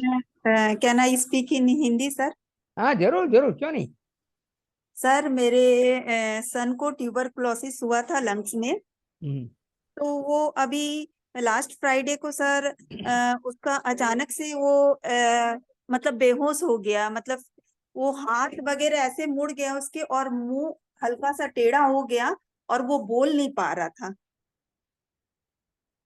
तो हम लोगों ने यहाँ हैदराबाद उसको लेके आया, तो वहां बोल रहे हैं कि ब्रेन में 18-20 जगह हल्का हल्का स्पॉट्स हो गए हैं। तो सर क्या क्या मतलब इसका मतलब हुआ कि क्या उसको हुआ था? नॉर्मली ऐसे सब चीजों में ब्रेन में जब स्पॉट्स होते हैं, दैट मीन्स छोटे छोटे छोटे छोटे क्लॉट्स होते हैं। हाँ। वो क्लॉट्स कहीं भी शरीर में हो सकते हैं, वो अभी ब्रेन में उन्होंने बताया है, जिसके कारण वो बेहोश हो गया। तो वो सब क्लॉट्स के लिए आप अभी के लिए, आपने मेरा क्लास अटेंड किया है, हेपरिन ट्रीटमेंट आपको मालूम है, 8 पैन 7 लीवर 8 चेस्ट ओनली, मैंने बताया पिछले क्लास, लास्ट क्लास के प्रीवियस क्लास। पिछला क्लास खाली मैंने अटेंड नहीं किया था सर, उसको लेके मैंने यहाँ आया था, उसके पहले सारा क्लास अटेंड किया। हाँ, तो आप चेक कीजिए, 8 पैन 7 liver and 12 I think last class में ही उसको डिटेल में किया मैंने। तो वो कोई बात नहीं, वो शायद लास्ट क्लास का आप जोशी जी से पूछ लीजिए, वो क्या उसका कुछ टोकन सम है, वो आप रख के उसको रिकॉर्डिंग देख लीजिए, उसमें मिल जाएगा, और फिर उसको शुरू कर दीजिए आप।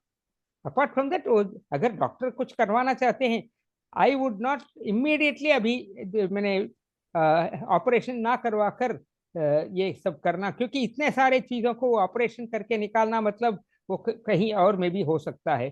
अभी क्या उसका चेहरा अभी वापस आ गया है, या उसका अभी भी टेढ़ा है? अभी सब ठीक है सर, खाली डॉक्टर ने बोला रेगुलरली मेडिसिन लेने के लिए। हाँ, तो अभी के लिए मेडिसिन ले लीजिए, और ये ट्रीटमेंट भी शुरू कर दीजिए। बाद में 3 महीने के बाद आप डॉक्टर से जाके वो फिर दोबारा एमआरआई या जो भी सीटी स्कैन किया, जो भी किया आपने, वो करवाइए, दोबारा उसी जगह पे करवाइए जहां अभी किया था। तो फिर उससे पता चल जाएगा आपको कि भाई उसमें उसका स्पॉट्स निकल गए कि नहीं, वो रिपोर्ट में आएगा। स्पॉट्स निकल जाता है सर? हेपरिन ट्रीटमेंट देने से तो वो निकल जाता है, स्पॉट्स नहीं है, वो सब छोटे छोटे क्लॉट्स होते हैं, इस्केमिक क्लॉट्स होते हैं। क्लॉट्स ही बोले सर। हाँ, तो क्लॉट्स तो निकल जाएंगे ना, क्यों नहीं? क्यों एक आपको मिनट विश्वास? सर, एक सेकंड। Sir, good evening. हाँ, गुड इवनिंग सर, बोलिए। Actually, I am his husband, sir. Her हाँ, husband.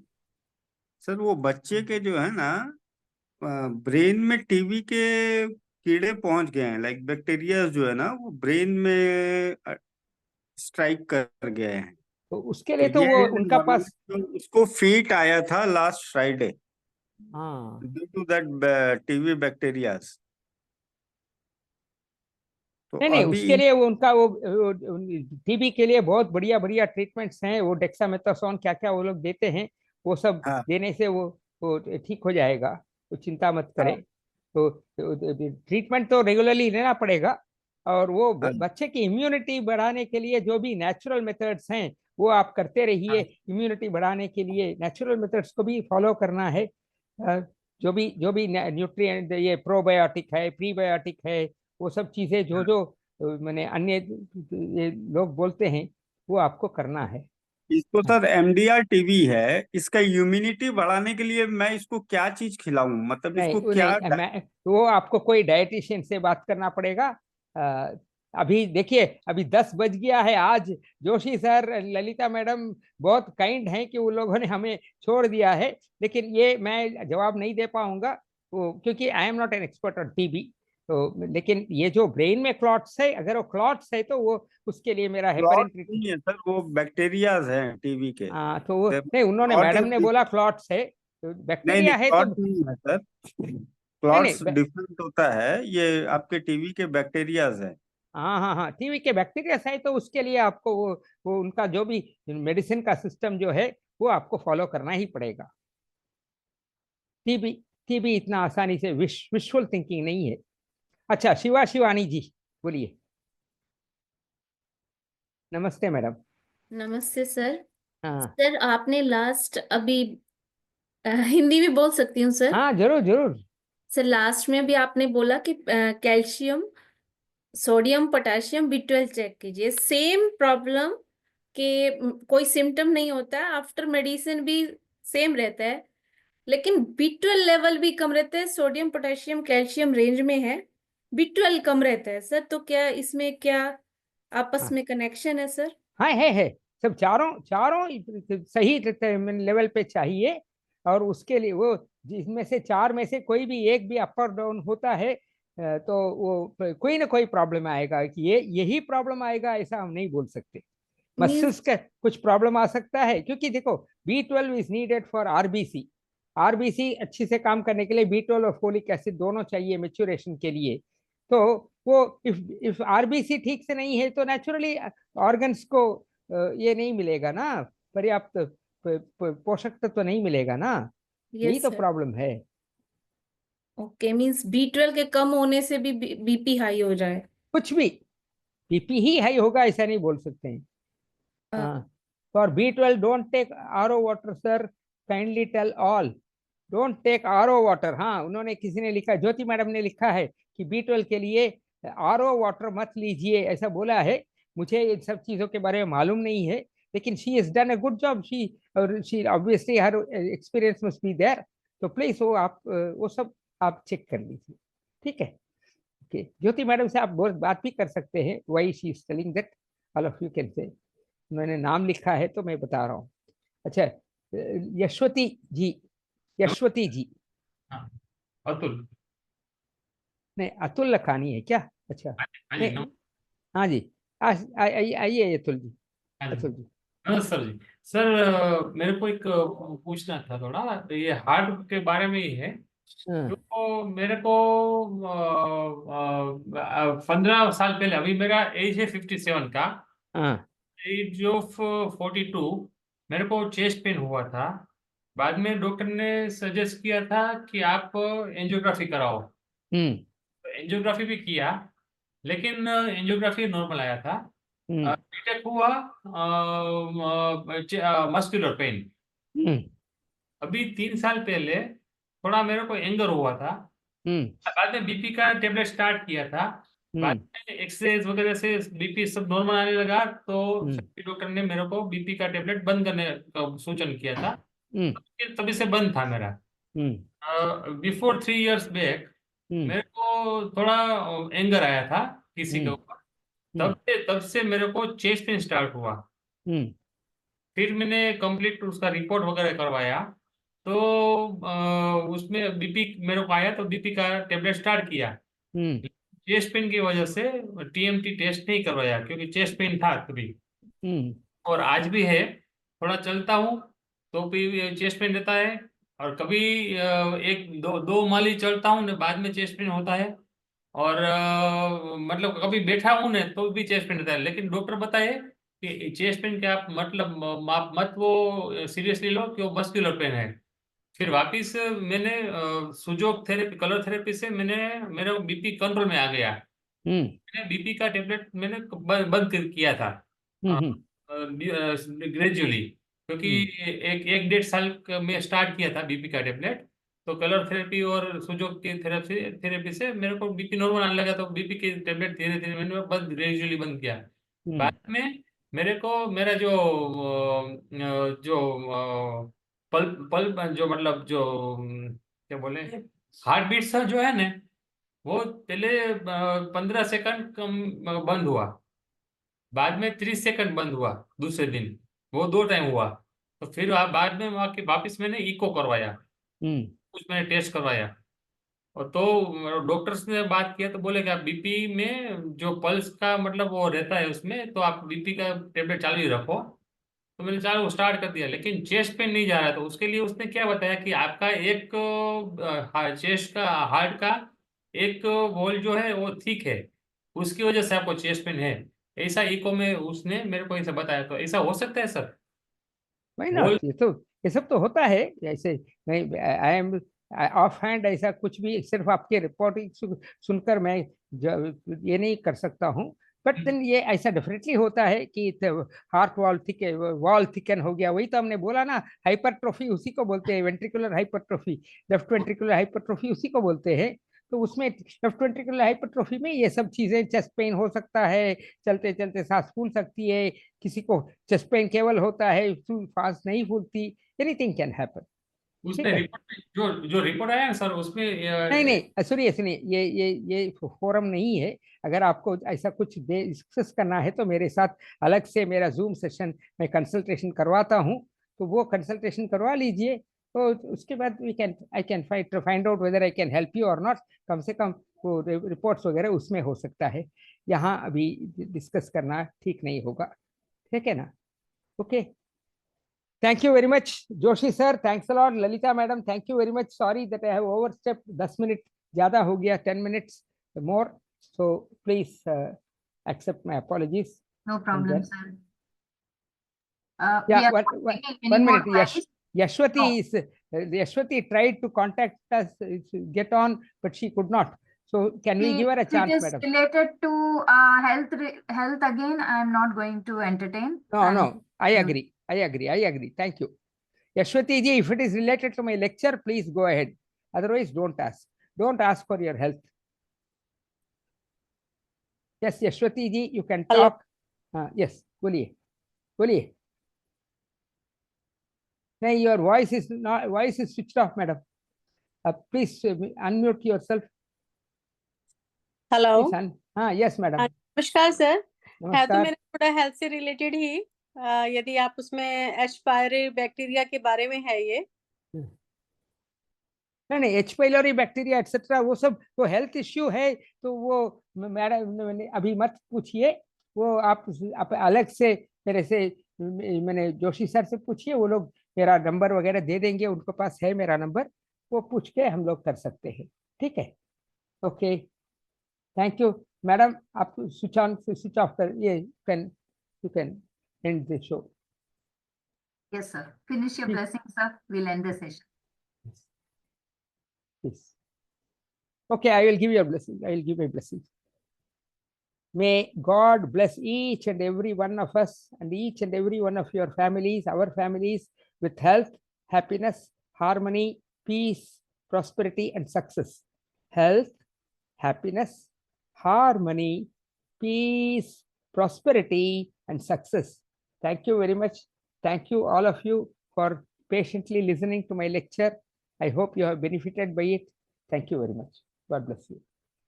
Gratitude for this session, sir. Physiology of high BP and low BP.